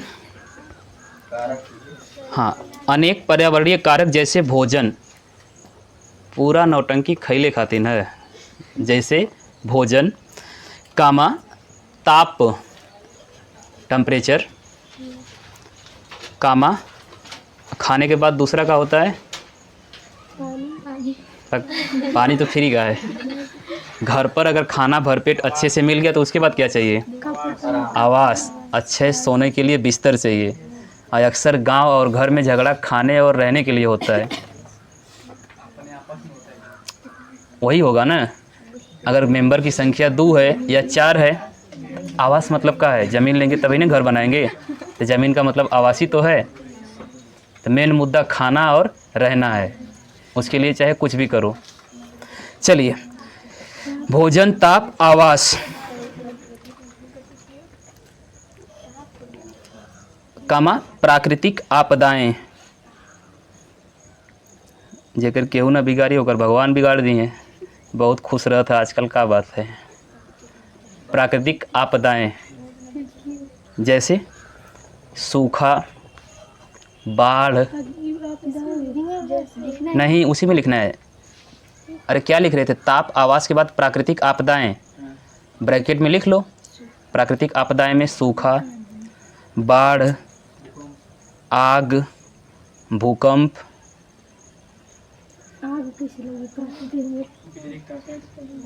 आग ना लगल है एक बार तोरे गांव पर, याद है कि ना?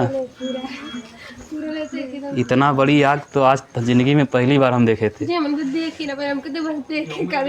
गेहूं में जब लगा था हम लोग अपने गांव पर, हम थ्रेसर लगा के दाने जा रहे थे भैया, तब तक इतना ऊंची सी लपट लगभग हमारे घर से जहां पर हम थे वहां से हमको लगता है कि 5 किलोमीटर दूरी पर हम थे। अब 5 किलोमीटर दूरी पर हम ज़मीन पर थे, हमको आग की लपट दिखाई दे रही थी, इतनी ऊपर उठ रहे थे। ये पूरा ट्रैक्टर उटर फुल लगल है, ओके बाद तो लेकिन कोई दिन बचल है। पूरा लगी थी आग, हमको लगता है कि रोस्तमपुर से पहुंच गया खतापुर। हाँ पूरा 11 साल हो गए, 16 अप्रैल के था। हाँ मेला का दिन था 16 अप्रैल। कोई से देख मेला वो छोड़ दे नहीं जावन का। वो शॉर्ट सर्किट बिजली वाला जो नहीं तरवाना है, तो अमलेश गुरु, अरे हमको लगता है कि 15-20 बीघा से ऊपर जल गया था। नहीं 20 बीघा तो बहुत यार, हमको लगता है कि बहुत ज़्यादा जल गया था भाई। हाँ उससे भी ज़्यादा जला था। पैसों लेकिन पेपर में भी छपा था, पैसा भी बाद में आया उन लोगों का, तो उन लोगों की कब मिल ली? दूसरे के खेत बरियाई से जोता तो पैसा मिल ली, हाँ सभी मतलब अधिया तो अधिया में पैसा चाहिए, देख ला। के सभी ना लगे उनका। चलिए, प्राकृतिक आपदा में लिखिएगा सूखा, बाढ़, आग, भूकंप आदि।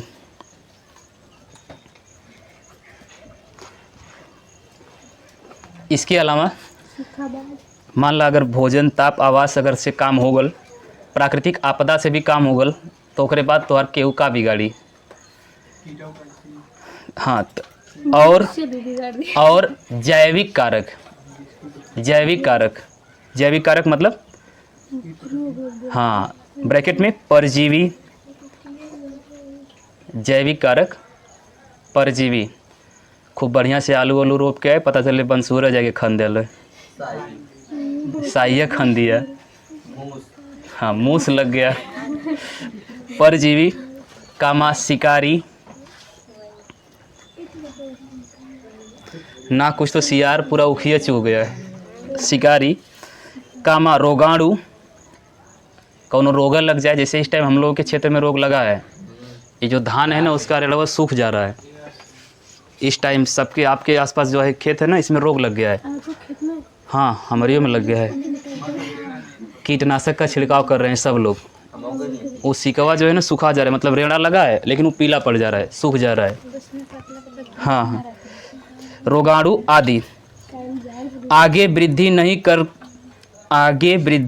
करने देते हैं, आगे वृद्धि नहीं करने देते हैं। क्लियर? अगर इनसे बच गए तब तो आपका विकास होगा, इनसे ना बच पाए तो विकास हो पाएगा? खूब बढ़िया से सुबह नहा धो के तैयार हुए, तो साइकिल पंचर हो गई, हो गया ना। चलिए अब अगली हेडिंग करिएगा, समष्टियों के अंतर्गत पारस्परिक क्रियाएं। हाँ हेडिंग, समष्टियों के अंतर्गत पारस्परिक क्रियाएं। अब तक क्लास थोड़ा बोरिंग चल रहा था, लेकिन अब बढ़िया चलेगा।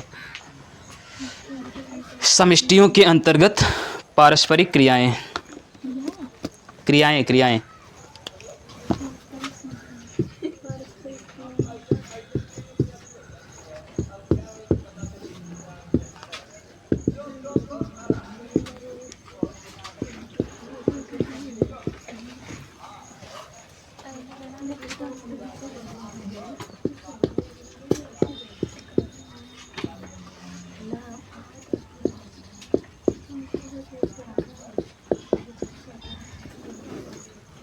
क्लियर?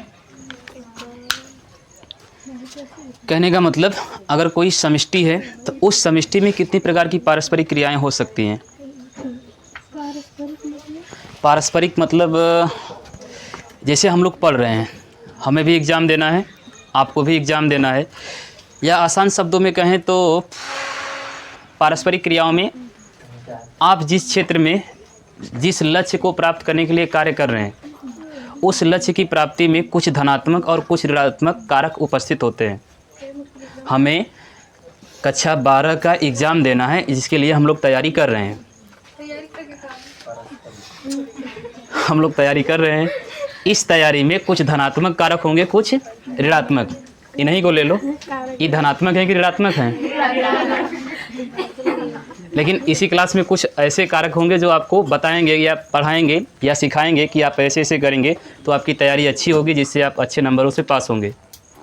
वो क्या हो जाएंगे आपके लिए? धनात्मक। अगर कोई भी आप काम करते हैं तो उसमें लाभ और हानि दोनों होती है। अगर आपका कोई सपोर्ट करेगा तो जाहिर सी बात है कि आपका कोई ना कोई ऐसा व्यक्ति होगा जो विरोध भी करेगा, करेगा कि नहीं। अगर हमारी समष्टि है तो हम अपनी समष्टि में वृद्धि करेंगे, तो उस वृद्धि में हमारी समष्टि में जन्म दर भी होगा तो साथ में मृत्यु दर भी होगा। अगर हमारी समष्टि में आप्रवासन हो रहा है तो हमारे समष्टि में से उत्प्रवासन भी होगा। पारस्परिक क्रिया है कि नहीं है। अगर कुछ सही हो रहा है तो कहीं ना कहीं गलत भी हमारे साथ हो रहा है। ओके, मतलब 2 प्रकार से। हाँ 2 प्रकार से। नहीं समझ में आया हो? मैं ऐसे एक बार फिर से कहने का मतलब लिख लीजिए, फिर बताते हैं। लिखिएगा।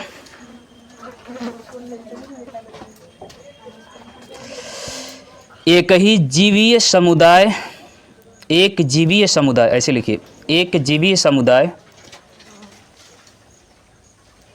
एक जीवीय समुदाय एक ही पर्यावरण में रहने वाली, एक जीवीय समुदाय एक ही पर्यावरण में रहने वाली विभिन्न समष्टियों का समूह, एक ही पर्यावरण में रहने वाली विभिन्न समष्टियों का समूह है। आप लोगों को जंतुओं का जानवरों का भाषा समझ में आती है? नहीं आती है? अगर आपके घर पर कोई जानवर है, आप उसे रोज़ चारा डालते हैं, पानी वगैरह पिलाते हैं, तो आपकी उसकी बॉडी लैंग्वेज से नहीं समझ में आता है कि इसको क्या दिक्कत है? अरे नॉर्मली अगर एक ही टाइम पर रोज़ आप रेगुलर 8 बजे खाना खाते हैं ना, और सपोज आप अपने दरवाजे पर द्वार में खाते हैं या घर में खाते हैं, दरवाज़ा खुला रखते हैं, तो कुत्ता भी आता होगा। अगर आप रेगुलर टाइम पर खाना खाते हैं ना, तो वो जो डॉगी है एक रेगुलर टाइम पर आएगा, उसी टाइम पर डे आएगा। जाहिर सी बात है कि अगर आपके सामने आएगा तो आप एक रोटी का टुकड़ा डाल देंगे। कभी किसी दिन सपोज आप उस टाइम टेबल से पहले या बाद में खाना खाइए, तो वह उसी टाइम पर आएगा। अगर आप बैठे हैं, खाना नहीं खा रहे हैं, सपोज हम बैठे हैं, हम उस टाइम पर उससे पहले खाना खा लिए, अगर हम वहाँ पर बैठे हैं तो वो फिर से आएगा और आपकी ओर देखेगा, तो आपको भी समझ में आ जाएगा कि इसको जो हम रोटी का टुकड़ा डालते हैं ना, उसको वही चाहिए। अगर आप सपोज नहीं डालें तो 2-4 मिनट तक वेट करेगा, 5 मिनट 10 मिनट, इसके बाद चला जाएगा कि नहीं। लेकिन अगले दिन फिर आएगा। अर्थात आप उसकी लैंग्वेज अर्थात उसकी बातों को समझ पा रहे हैं और वह भी आपकी बातों को समझ पा रहा है या आपकी भावनाओं को समझ पा रहा है। सपोज आप रोटी हाथ में लिए रहिए, पर डे डालते हैं, एक दिन मत डालिए, आके बैठेगा, 2-4-5 मिनट बैठेगा, इसके बाद जब वो जाने लगे तो उसको बुलाइए, जिस भी लैंग्वेज में आप बुलाते हैं। अगर बुलाएंगे ना तो पक्का वापस आएगा, 100% आएगा। हाँ, अगर आप भगाएंगे तो चला जाएगा। कहने का मतलब कहीं ना कहीं आपको वो समझ रहा है और आप उसको समझ रहे हैं। जैसे आपकी वही कोई भी गाय भैंस कुत्ता बिल्ली पाल के रखे हैं घर पर, उसको रोज़ चारा डालते हैं, रोज़ पानी डालते हैं, अगर वह आपकी आहट सुन लेगा ना तो आवाज़ करने लगेगा। करेगा कि नहीं करेगा? 100% करेगा। चलिए आगे लिखिएगा, कुछ बताने वाले थे इसी में। पर्यावरण में क्या लिखे हैं? रहने वाले विभिन्न समष्टियों का समूह है जो आपस में पारस्परिक क्रियाएं करता है, जो आपस में पारस्परिक क्रियाएं करता है।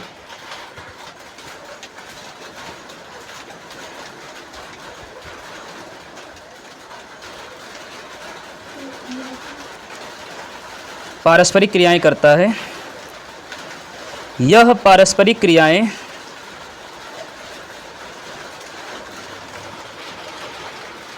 पारस्परिक क्रियाएं विभिन्न समष्टियों के जीवों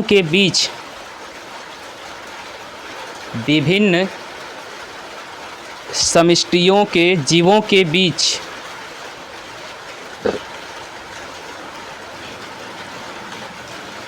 परस्पर आदान प्रदान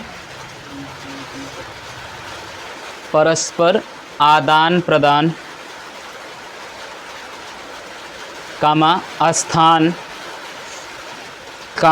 भोजन स्थान आदान प्रदान भोजन या जनन के लिए प्रतिस्पर्धा के कारण उत्पन्न हो सकती है।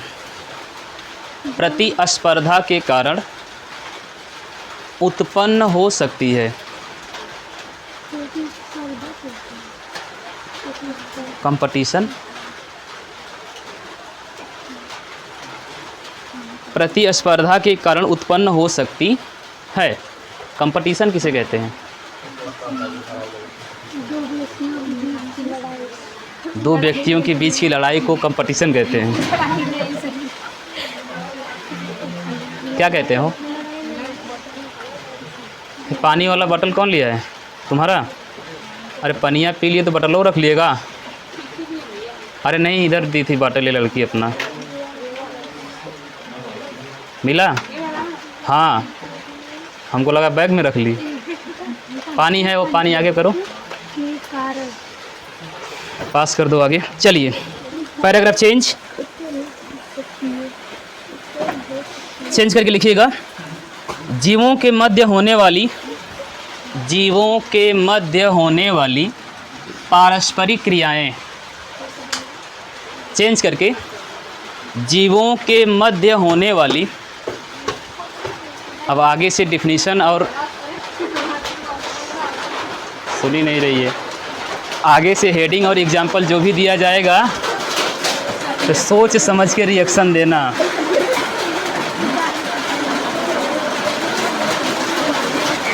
ये सब आवाज़ उसी में रिकॉर्ड हो रही है। चलिए लिखिएगा, जीवों के मध्य होने वाली पारस्परिक, हमको नहीं चाहिए, इनको दे दो पानी। जीवों के मध्य होने वाली पारस्परिक क्रियाएं मुख्यतः दो प्रकार की होती हैं।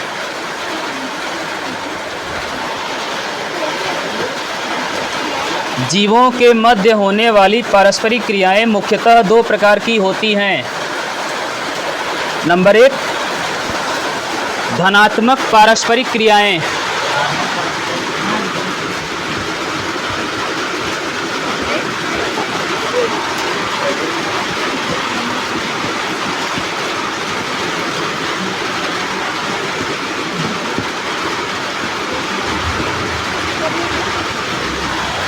धनात्मक पारस्परिक क्रियाएं। और बैग उठा लो, भीज रहा है तुम्हारा बैग।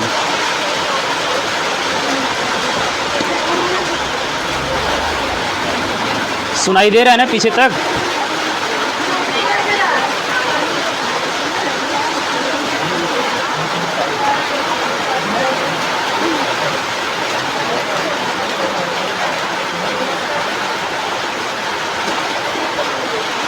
अब हमको ये बताइए कि धनात्मक पारस्परिक क्रियाएं क्या, किसे कहेंगे?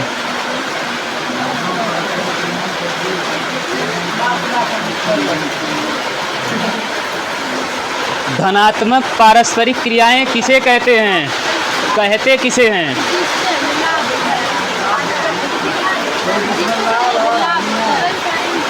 धनात्मक है तो हानि नहीं होगा। सुनिए, वह पारस्परिक क्रियाएं जिसमें कम से कम 2 लोग हों और दोनों को एक दूसरे से लाभ हो, किसी को हानि ना हो। जैसे हम आपको पढ़ा रहे हैं, आप हमसे पढ़ रहे हैं ना, तो अगर हम आपको पढ़ा रहे हैं तो आपको ज्ञान मिल रहा है, आपको लाभ हो रहा है। हम आपको पढ़ा रहे हैं, उसके बदले हम आपसे कुछ चार्ज ले रहे हैं, कुछ धनराशि ले रहे हैं ना, हमको भी लाभ हो रहा है। आदान प्रदान के दौरान दोनों को क्या हो? लाभ हो, किसी को हानि नहीं होनी चाहिए। अगर दोनों जीवों को लाभ होगा तो ऐसी क्रिया को क्या बोलेंगे? धनात्मक पारस्परिक क्रियाएं। लिखो,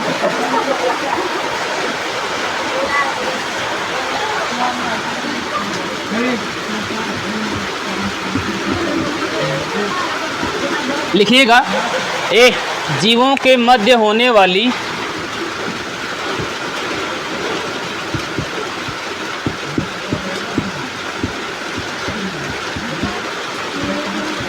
वह पारस्परिक क्रियाएं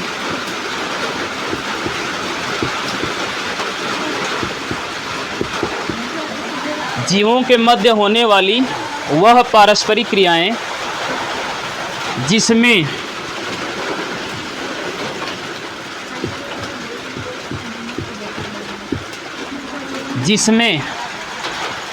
एक या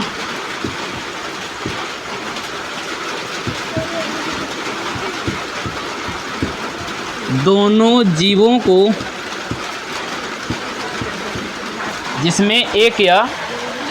जीवों को लाभ होता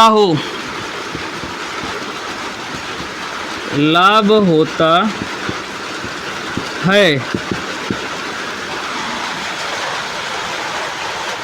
दोनों जीवों को लाभ होता है, परंतु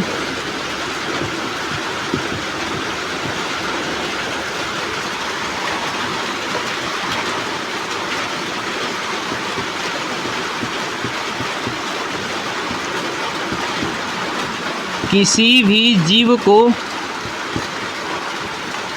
हानि ना हो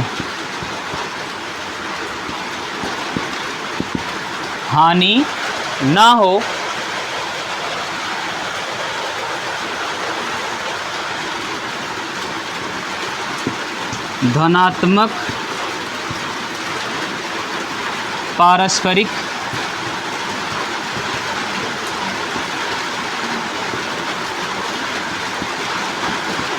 क्रिया कहलाती है।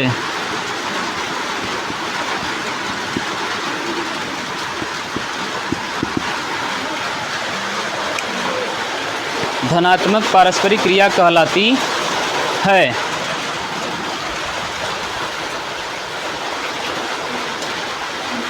क्लियर? यानी धनात्मक पारस्परिक क्रियाएं किसे कहते हैं? जिसमें जीवों के मध्य होने वाली वह पारस्परिक क्रियाएं जिसमें एक या दोनों, दो लोग रहेंगे तो भी, एक अकेला रहेगा तो भी, एक या दोनों जीवों के मध्य जीवों को लाभ होता है, परंतु किसी भी जीव को हानि नहीं होती है। अगर हम अकेले हैं तो हमें भी लाभ होना चाहिए, और हम जहाँ पर रहते हैं उस एटमॉस्फेयर को हमारी वजह से लाभ होना चाहिए। या हमारे साथ कोई और व्यक्ति है, हमारी ही जाति का है या किसी अन्य जाति का है, पशु है, पक्षी है, कुछ भी है, तो हम दोनों को क्या होना चाहिए? लाभ होना चाहिए।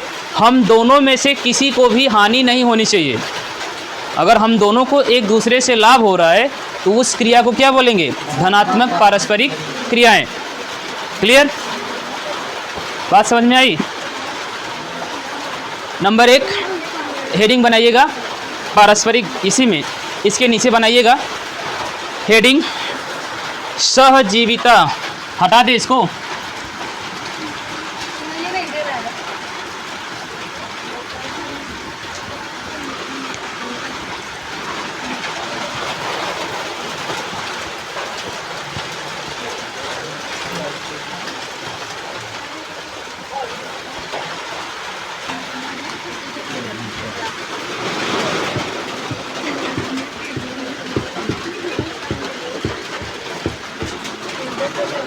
सहजीविता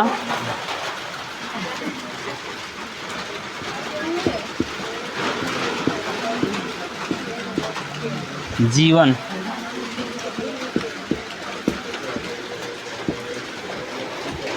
सहजीविता या सहजीवन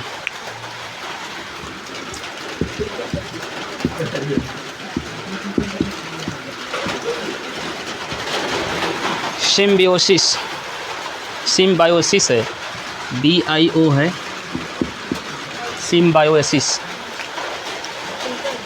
सहजीविता या सहजीवन किसे कहते हैं?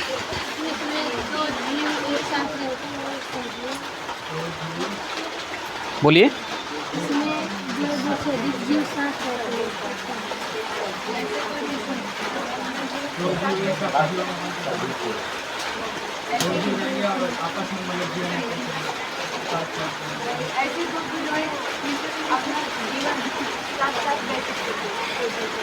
सहजीविता या सहजीवन कहते हैं।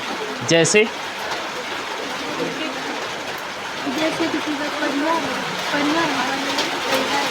लिखिएगा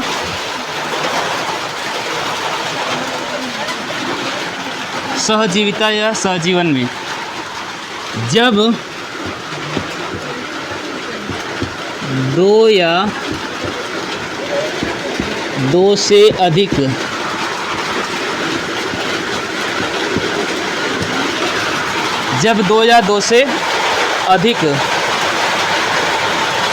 जातियों के जीव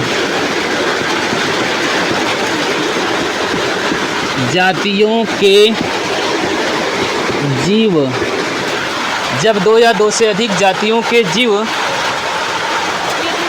एक दूसरे के साथ होते हैं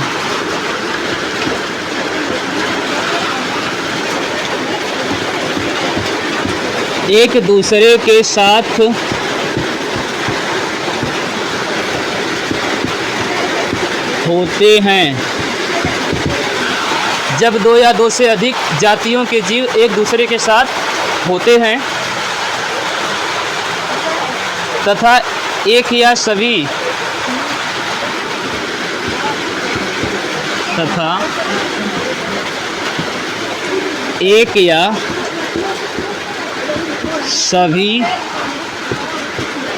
सहभागी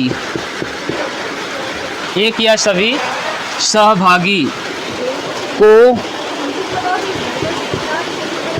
लाभ होता हो, एक या सभी सहभागी को लाभ होता है। ढकेल ला उलट जाए पिछवा।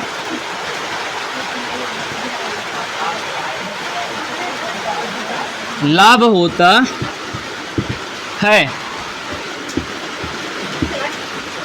सहजीविता या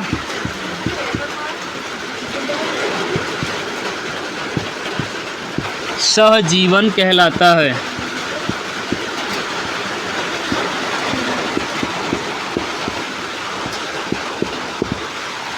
क्लियर? जब दो या दो से अधिक जातियों के जीव एक दूसरे के साथ होते हैं तथा एक या सभी सहभागियों को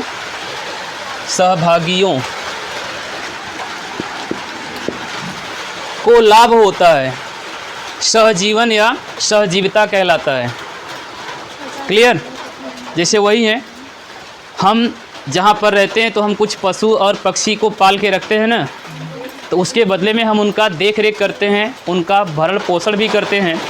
उसके बदले में हमें उनसे कुछ लाभ भी होता है। हम उनसे दूध, अंडा, मांस आदि क्या करते हैं, प्राप्त करते हैं। तो हम दोनों को क्या हो रहा है, लाभ हो रहा है कि नहीं हो रहा है। और वे दोनों अलग अलग जाति के जीव हैं, हम मानव, वह पशु या पक्षी। क्लियर? तो कभी कभी एक को होता है, कभी कभी सभी को होता है। जैसे अगर हम उससे दूध प्राप्त करते हैं, अंडा लेते हैं, अगर दूध लेते हैं तो हम दोनों को लाभ हो रहा है। अगर उसके बदले में उससे हम अंडा या मांस लेते हैं तो हमें तो लाभ हो रहा है, लेकिन उसमें कहीं ना कहीं कमी हो रही है, अर्थात हानि हो रही है। तो वही कह रहा है, एक या सभी सहभागियों को क्या होता हो, लाभ होता हो, तो उसे क्या बोलेंगे, सहजीविता या सहजीवन। क्लियर? बात समझ में आई? आगे पैराग्राफ चेंज। सहजीविता को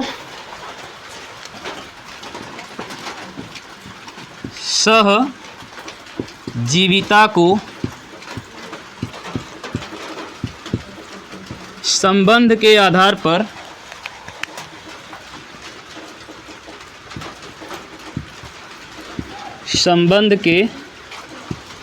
पर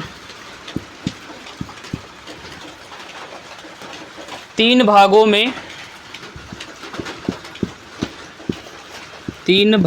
में वर्गीकृत किया गया है।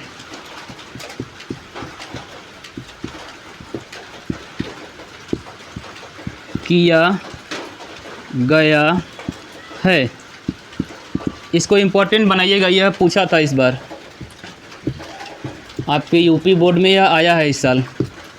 सहजीविता या सहजीवन। एग्जाम्पल की बात करें तो वही शैवाल और कवक।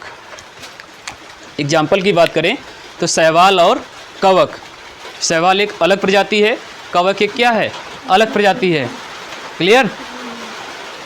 समझ में आ रहा है ना? साथ कहने का मतलब साथ कहने का मतलब शैवाल में मिनरल्स और जल को एब्जॉर्ब करने की क्षमता है, ग्रहण करने की क्षमता है। नहीं, सवाल करें, कवक में जल और खनिज लवण को अवशोषित करने की क्षमता है, लेकिन शैवाल में जल और खनिज लवण को अवशोषित करने की क्षमता नहीं है।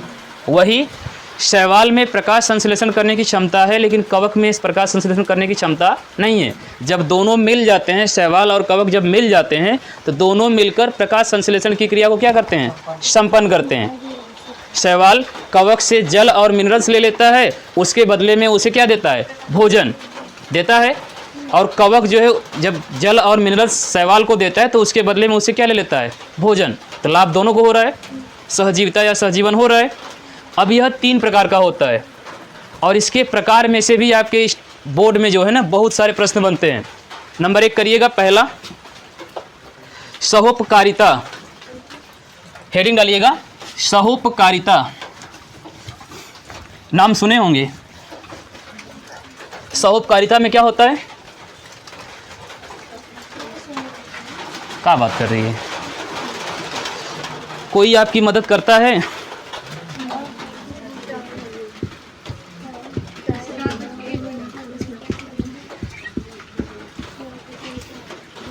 और इस दुनिया में कोई बिना मतलब का आपकी मदद करेगा? कारण से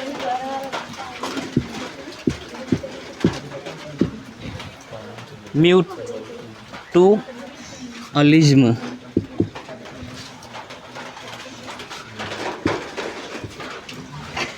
अगर कोई बहुत ज़्यादा आपसे क्लोज हो रहा है, अच्छी अच्छी बातें कर रहे हैं, तो मतलब कुछ ना कुछ लाभ है।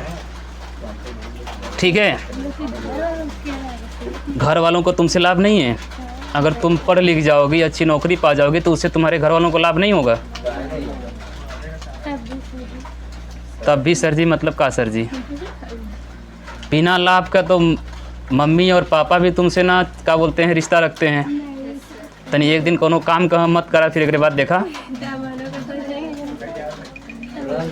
हम अगर वह हमसे कुछ लाभ के लिए अगर हमें रखे हैं, तो हम भी तो उनके पास क्यों हैं? हमें भी तो उनसे लाभ है। उसके बदले में हमारी सिक्योरिटी हो रही है, हमें भरण और पोषण हो रहा है, हमको रहने के लिए घर, अच्छा भोजन, अच्छा आवास मिल रहा है, हमारी देख रेख हो रही है। हम उनके पास इसलिए हैं कि वो हमारी देख रेख करें, और वो हमको इसलिए रखे हैं कि उसके बदले में हमें आगे चलकर क्या होगा? लाभ प्राप्त होगा। नहीं समझ में आई बात? और बाहर वाला अक्सर कोई उम्मीद रखता है, तब बाहर वाला मतलब अगर कोई आपका क्लासमेट है, लड़की हो या लड़का हो, आपकी जाति का हो सकता है या किसी दूसरी जाति का। अगर कोई पशु है, कोई पक्षी है, क्या हुआ ला? कोई पशु है या पक्षी है या कोई आप ही के जाति का, जैसे आप मानव है तो वह भी मानव है, तो वह आपसे अगर अच्छी अच्छी बातें कर रहा है या आपके साथ अच्छा व्यवहार कर रहा है, तो उसके पीछे कोई ना कोई रीज़न ज़रूर है। आप अनुमान लगाइएगा, बहुत लंबी चौड़ी लाइफ है, कहीं ना कहीं कभी न कभी ऐसा ज़रूर हुआ होगा कि कोई अगर आपके साथ अच्छा व्यवहार करता है, तो उसके पीछे कोई ना कोई रीज़न ज़रूर है। अगल बगल वाला भी हो सकता है, साथ वाला भी हो सकता है, बाहर वाला भी, घर वाला, कोई भी हो सकता है। अगर आपसे कोई उम्मीद है या आपसे कोई वस्तु उसे लेनी है या आपका इस्तेमाल करना है, उपयोग करना है, तो भी वो आपसे क्या करेगा? अच्छा व्यवहार करेगा। बिना काम का तो कोई किसी से मतलब भी नहीं रखता है। अगर हम यहाँ पर नहीं पढ़ाते, आप यहाँ पर नहीं पढ़ते, तो हम दोनों एक दूसरे को जानते। आप भी रास्ता पकड़ के जाते, हम भी आते, एक दूसरे से जान पहचान होते हुए भी हम आपसे नहीं बात करते और आप हमसे भी बात नहीं करते। लेकिन हमको अगर आपसे कुछ लेना है या आपको हमसे कुछ लेना है, तो जाहिर सी बात है कि नज़दीकी बढ़ेगी ना। चलिए बात करेंगे सहोपकारिता की। तो इसमें क्या होगा? सपना बताएगी, बता। सहोपकारिता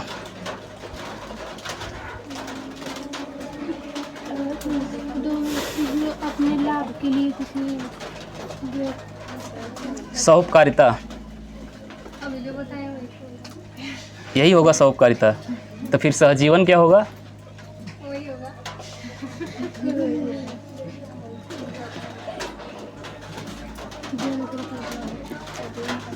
सही है, यही होगा। ऐसा सहजीवी संबंध जिसमें दोनों जातियों या प्रजातियों को एक दूसरे से लाभ हो और वह जातियां और प्रजातियां एक दूसरे के बिना अधूरी हैं। अगर दोनों अलग हो जाएंगी ना तो दोनों का जीवन व्यर्थ हो जाएगा, अर्थात दोनों के दोनों क्या रहेंगे, अधूरे। लेकिन अगर दोनों मिलेंगे तो दोनों को एक दूसरे से क्या होगा, लाभ। इसमें आप जैसे दंपत्ति जोड़ा को ले सकते हैं, एक मेल है एक फीमेल है, अगर वो दोनों अलग अलग रहेंगे तो उन दोनों का वंश नहीं चल पाएगा, चलेगा नहीं। लेकिन जब दोनों मिल जाएंगे तो उनका वंश क्या हो जाएगा, चल जाएगा। मानव ही नहीं, पशु की भी बात कर लीजिए, पक्षी की भी बात कर लीजिए, पौधे किसी की भी बात करिए। क्लियर? हिंदी ना पढ़ेगे मतलब हिंदी में ना जैसे बारिश होते तो वहाँ बैठे लगना हो, पानी चुहत हो वहाँ पे। हिंदी कल पढ़ लेना, कल छुट्टी है। काहे नहीं आएंगे, कल परसों 2 दिन छुट्टी है ना, कल पढ़ लीजिएगा। सभाजीत सर जी आएंगे 2 बजे बुला देंगे, रेगुलर क्लास 3 बजे से है ना, तो 1 घंटा पहले आ जाना, हिंदी पढ़ लेना, उसके बाद रेगुलर क्लास कर लेना। आए हैं लेकिन अभी वहाँ पर बारिश हो रही है ना तो बैठने लायक नहीं है वो, बहुत 12 वाले सर किताब पढ़ेंगे ना, वो किताब क्यों? अरे तो वो 10 के भी बुला ले वहाँ, अलग अलग किताब नहीं पढ़ेंगे। ठीक है हम बुला देते हैं, तब तक इसको लिखो। किताब वाला लिखिए, सहोपकारिता, 2 प्रजातियों के मध्य ऐसा सहकारी अस्थायी संबंध। 2 प्रजातियों के मध्य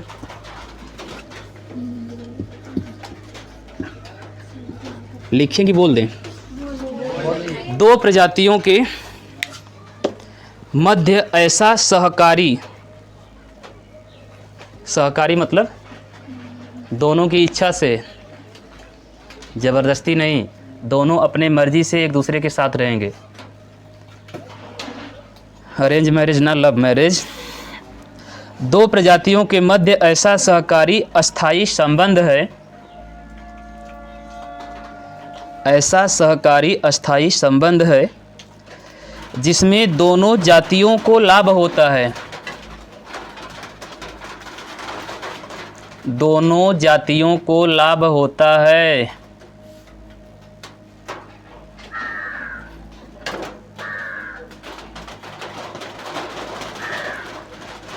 दोनों को क्यों लाभ होता है? क्योंकि दोनों जातियां एक दूसरे पर, क्योंकि दोनों जातियां एक दूसरे पर कार्य की निर्भरता दर्शाती हैं। कार्य की, जैविक क्रिया, कार्य की निर्भरता दर्शाती हैं।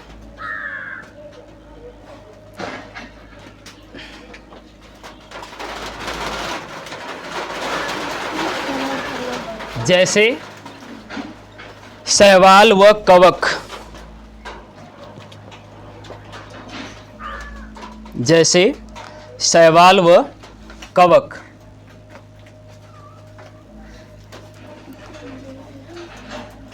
Paragraph change. इनका संबंध सभी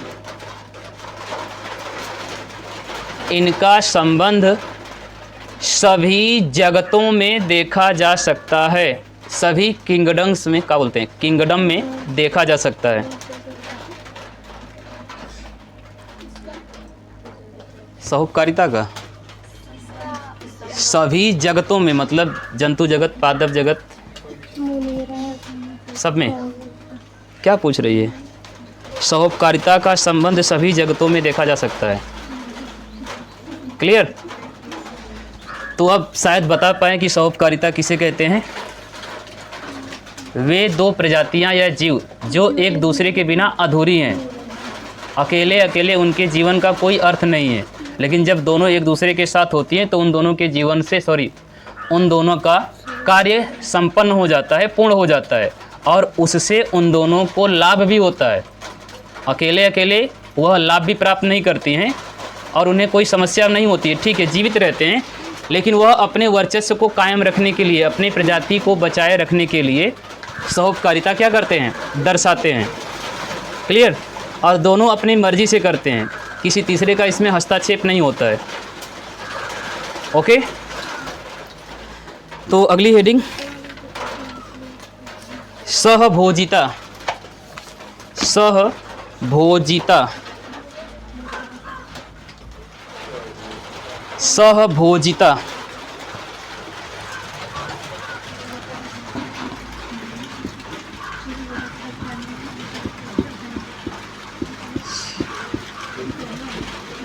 सहभोजिता का मतलब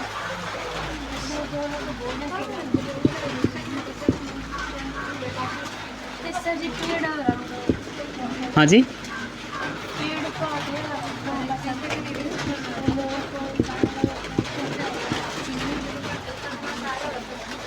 ए लड़की काहे बात कर रही है? पेड़ पौधे और हम लोग, तो दोनों को क्या है? सहभोजिता का मतलब क्या? हम लोगों को ऑक्सीजन चाहिए, उसके कारण और कोई?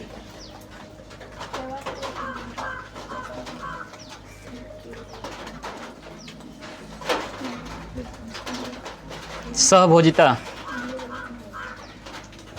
बता भाई, सहभोजिता।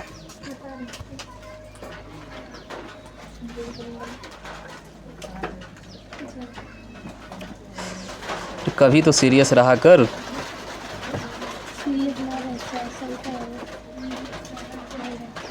रहते ऐसे चलते नहीं। अच्छा, हम नहीं देखते हैं, ठीक है भैया। हमको जहाँ तक लगता है, एग्जाम्पल दे रहे हैं, मतलब इसको समझा रहे हैं इस डिफिनीशन को, कि हमारी क्लास में तुम्हें कोई लाभ नहीं होता है, अर्थात कोई प्रभाव नहीं पड़ता है।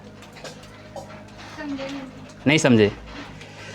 दो जातियाँ या प्रजातियाँ एक दूसरे के साथ रहती हैं, ठीक, एक को दूसरे से लाभ होता है लेकिन दूसरे को कोई फ़र्क नहीं पड़ता है, न लाभ होता है न हानि। नहीं, सहजीविता में हानि नहीं होगी, न उसे लाभ होगा न कुछ मतलब प्रभाव ही नहीं पड़ेगा। तुम रहो या न रहो, हमारी तनख्वाह फिक्स है, इतना मिलेगा तो मिलेगा। सर जी उनकी हानि तो होते ना, कुछ करते नहीं, मतलब इनकी कहाँ से हानि हो रही है? ई फीस दे रही हैं, हम क्लास में पढ़ा रहे हैं, अब ई पढ़े या न पढ़े हमको उससे क्या? जीना पड़ी उसकी हानि होगा। हम अपने परिप्रेक्ष्य की बात करेंगे तो हम सहभोजिता दर्शा रहे हैं, हम तो सबको पढ़ा रहे हैं ना। अब उसमें किसी को पढ़ना है या नहीं पढ़ना है, उससे हमको कोई लाभ या हानि होगा? लाभ है। हाँ, हमारे ऊपर कोई प्रभाव पड़ेगा? लिखिए, यह दो जीवों के मध्य होने वाली, यह दो जीवों के मध्य होने वाली, दो जीवों के मध्य होने वाली ऐसी पारस्परिक क्रिया है, ऐसी पारस्परिक क्रिया है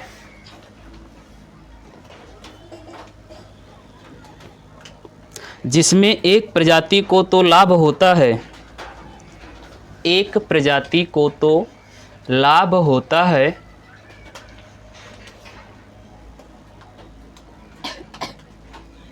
रिकॉर्डिंग चल रही है ना, एक प्रजाति को तो लाभ होता है जबकि दूसरी प्रजाति अप्रभावित रहती है,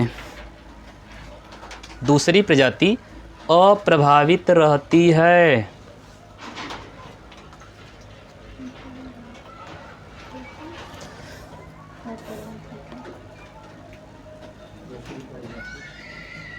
अप्रभावित रहती है अर्थात न तो उसे लाभ होता है और ना ही उसे हानि होती है।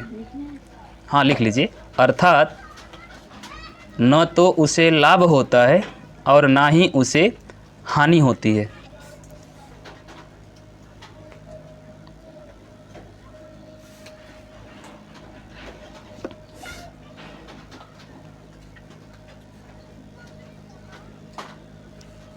ठीक है, अब इसका एग्जाम्पल आप ही लोग बताओ। जैसे क्या? कोई ऐसा संबंध बताइए जिसमें एक व्यक्ति को लाभ हो रहा हो लेकिन दूसरे को कोई फर्क ना पड़े। बताइए,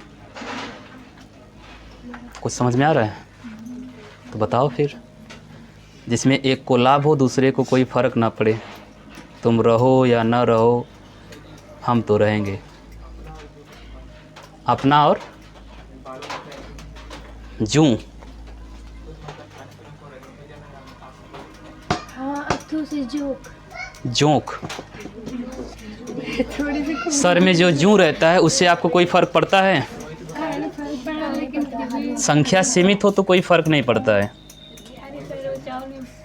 हाँ, चावल में घू नहीं तो फर्क पड़ता है।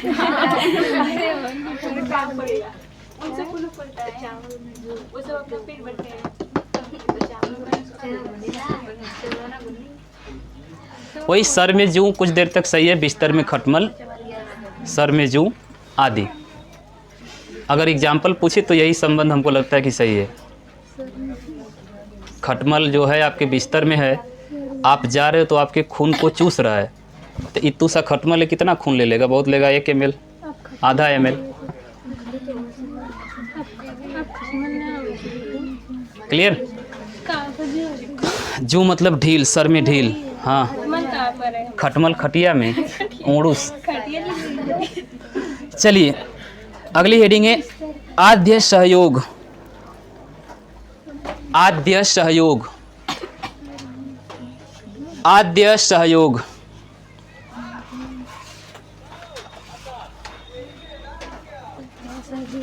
आद्य सहयोग। तो बताइए भैया कि आद्य सहयोग किसे कहते हैं? आधी आधी।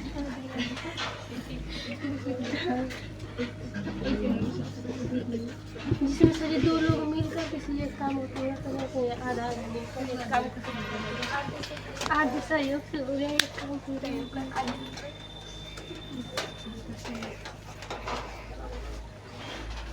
और कोई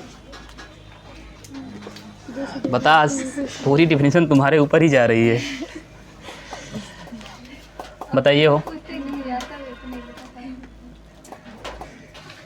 बुरा मत मानना बस, और का बताना तो हम बता ही देंगे। आद्य सहयोग क्या होगा? वो प्रोटोको कॉपरेशन का नाम सुने हैं? नहीं कहते हैं कॉम्प्रोमाइज कर ला, कॉपरेट कर ला।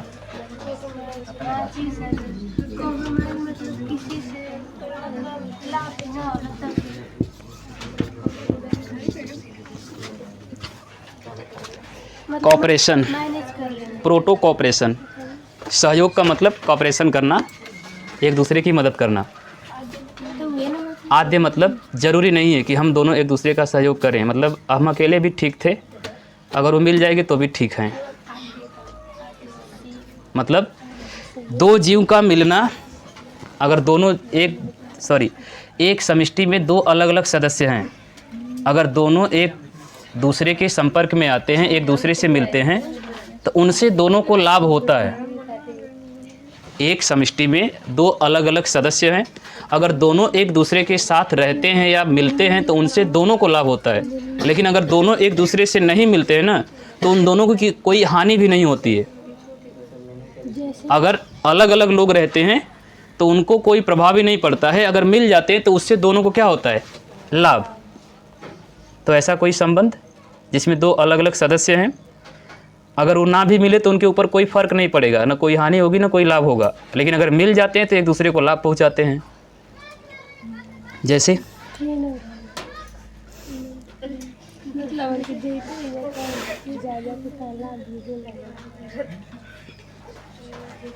जैसे वही आप अपने लाइफ पार्टनर को यहाँ पर एग्जाम्पल में दे सकते हैं कि अगर आपका जीवन साथी न मिले तो आपका कोई प्रभाव, मतलब आपके ऊपर कोई प्रभाव पड़ेगा? नहीं पड़ेगा। आपका जीवन, आप अपना जीवन जी लेंगे, आपके पास इतनी सोचने समझने की क्षमता है, आप अपनी सारी क्रियाओं को कर लेंगे, हो जाएगा। अगर वह जीवन साथी आपसे मिल भी जाता है तो आप एक दूसरे को लाभ पहुंचाएंगे कि नहीं? मिलेगा तो भी ठीक, नहीं मिलेगा तो भी ठीक, हम अपना जीवन आसानी से जी सकते हैं। या जैसे कवक और जीवाणु, सूक्ष्म जीव है जो कवक है वह जीवाणु अर्थात जीवाणु के अगर संपर्क में आता है तो वह जीवाणु जो होते हैं ना वह स्वपोषी भी होते हैं और परपोषी भी होते हैं। और कवक में भोजन बनाने की क्षमता होती है, लेकिन जब उसे कोई भोजन बना के देता है ना तो वो ले भी लेता है। मतलब कवक जंतु सम भी है और पादप सम भी है, अर्थात कवक परपोषी भी होता है और स्वपोषी भी होता है। जो उसे भोजन होता है उसे कैसे खाना? उसके बदले में उसे लाभ होता है, उसके बदले में कवक उसे खनिज लवण देता है, जल देता है। लिखिएगा, इस प्रकार का पारस्परिक संबंध जिसमें दोनों जीवों का साथ रहना, इस प्रकार का पारस्परिक संबंध जिसमें दोनों जीवों का साथ रहना बाध्य नहीं है, दोनों जीवों का साथ रहना बाध्य नहीं है। पारस्परिक संबंध जिसमें दोनों जीवों का साथ रहना बाध्य नहीं है। कोई ज़रूरी ना है कि हम और वो एक दूसरे के साथ ही रहें। हम गाजीपुर में, वो इलाहाबाद में भी रह सकता है, बाध्य नहीं है। परंतु जब यह एक दूसरे के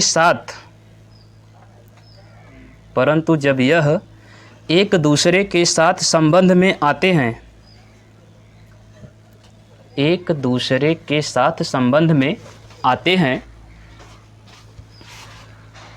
तो एक दूसरे को लाभ पहुंचाते हैं।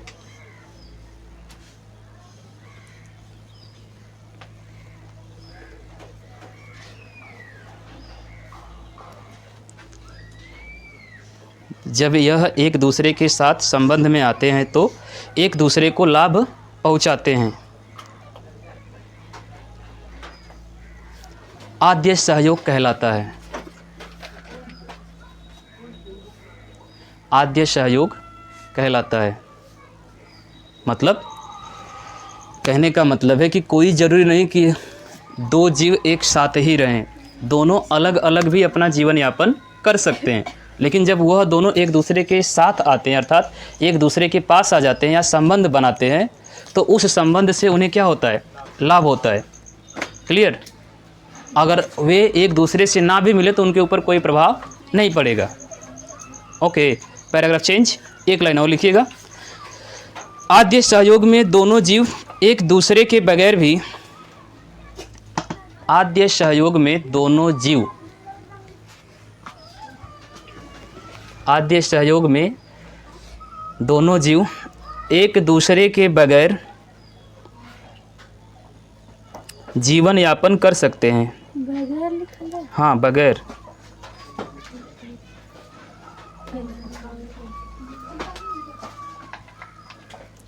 बगैर जीवन यापन कर सकते हैं।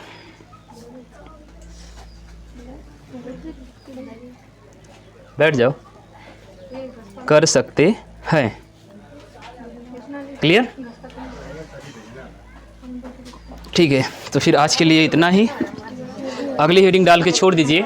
अगली हेडिंग डाल लो, ऋणात्मक पारस्परिक क्रियाएं। हाँ, ऋणात्मक पारस्परिक क्रियाएं, ऋणात्मक पारस्परिक क्रियाएं। ओके, आज के लिए इतना ही, बाकी अगले संडे।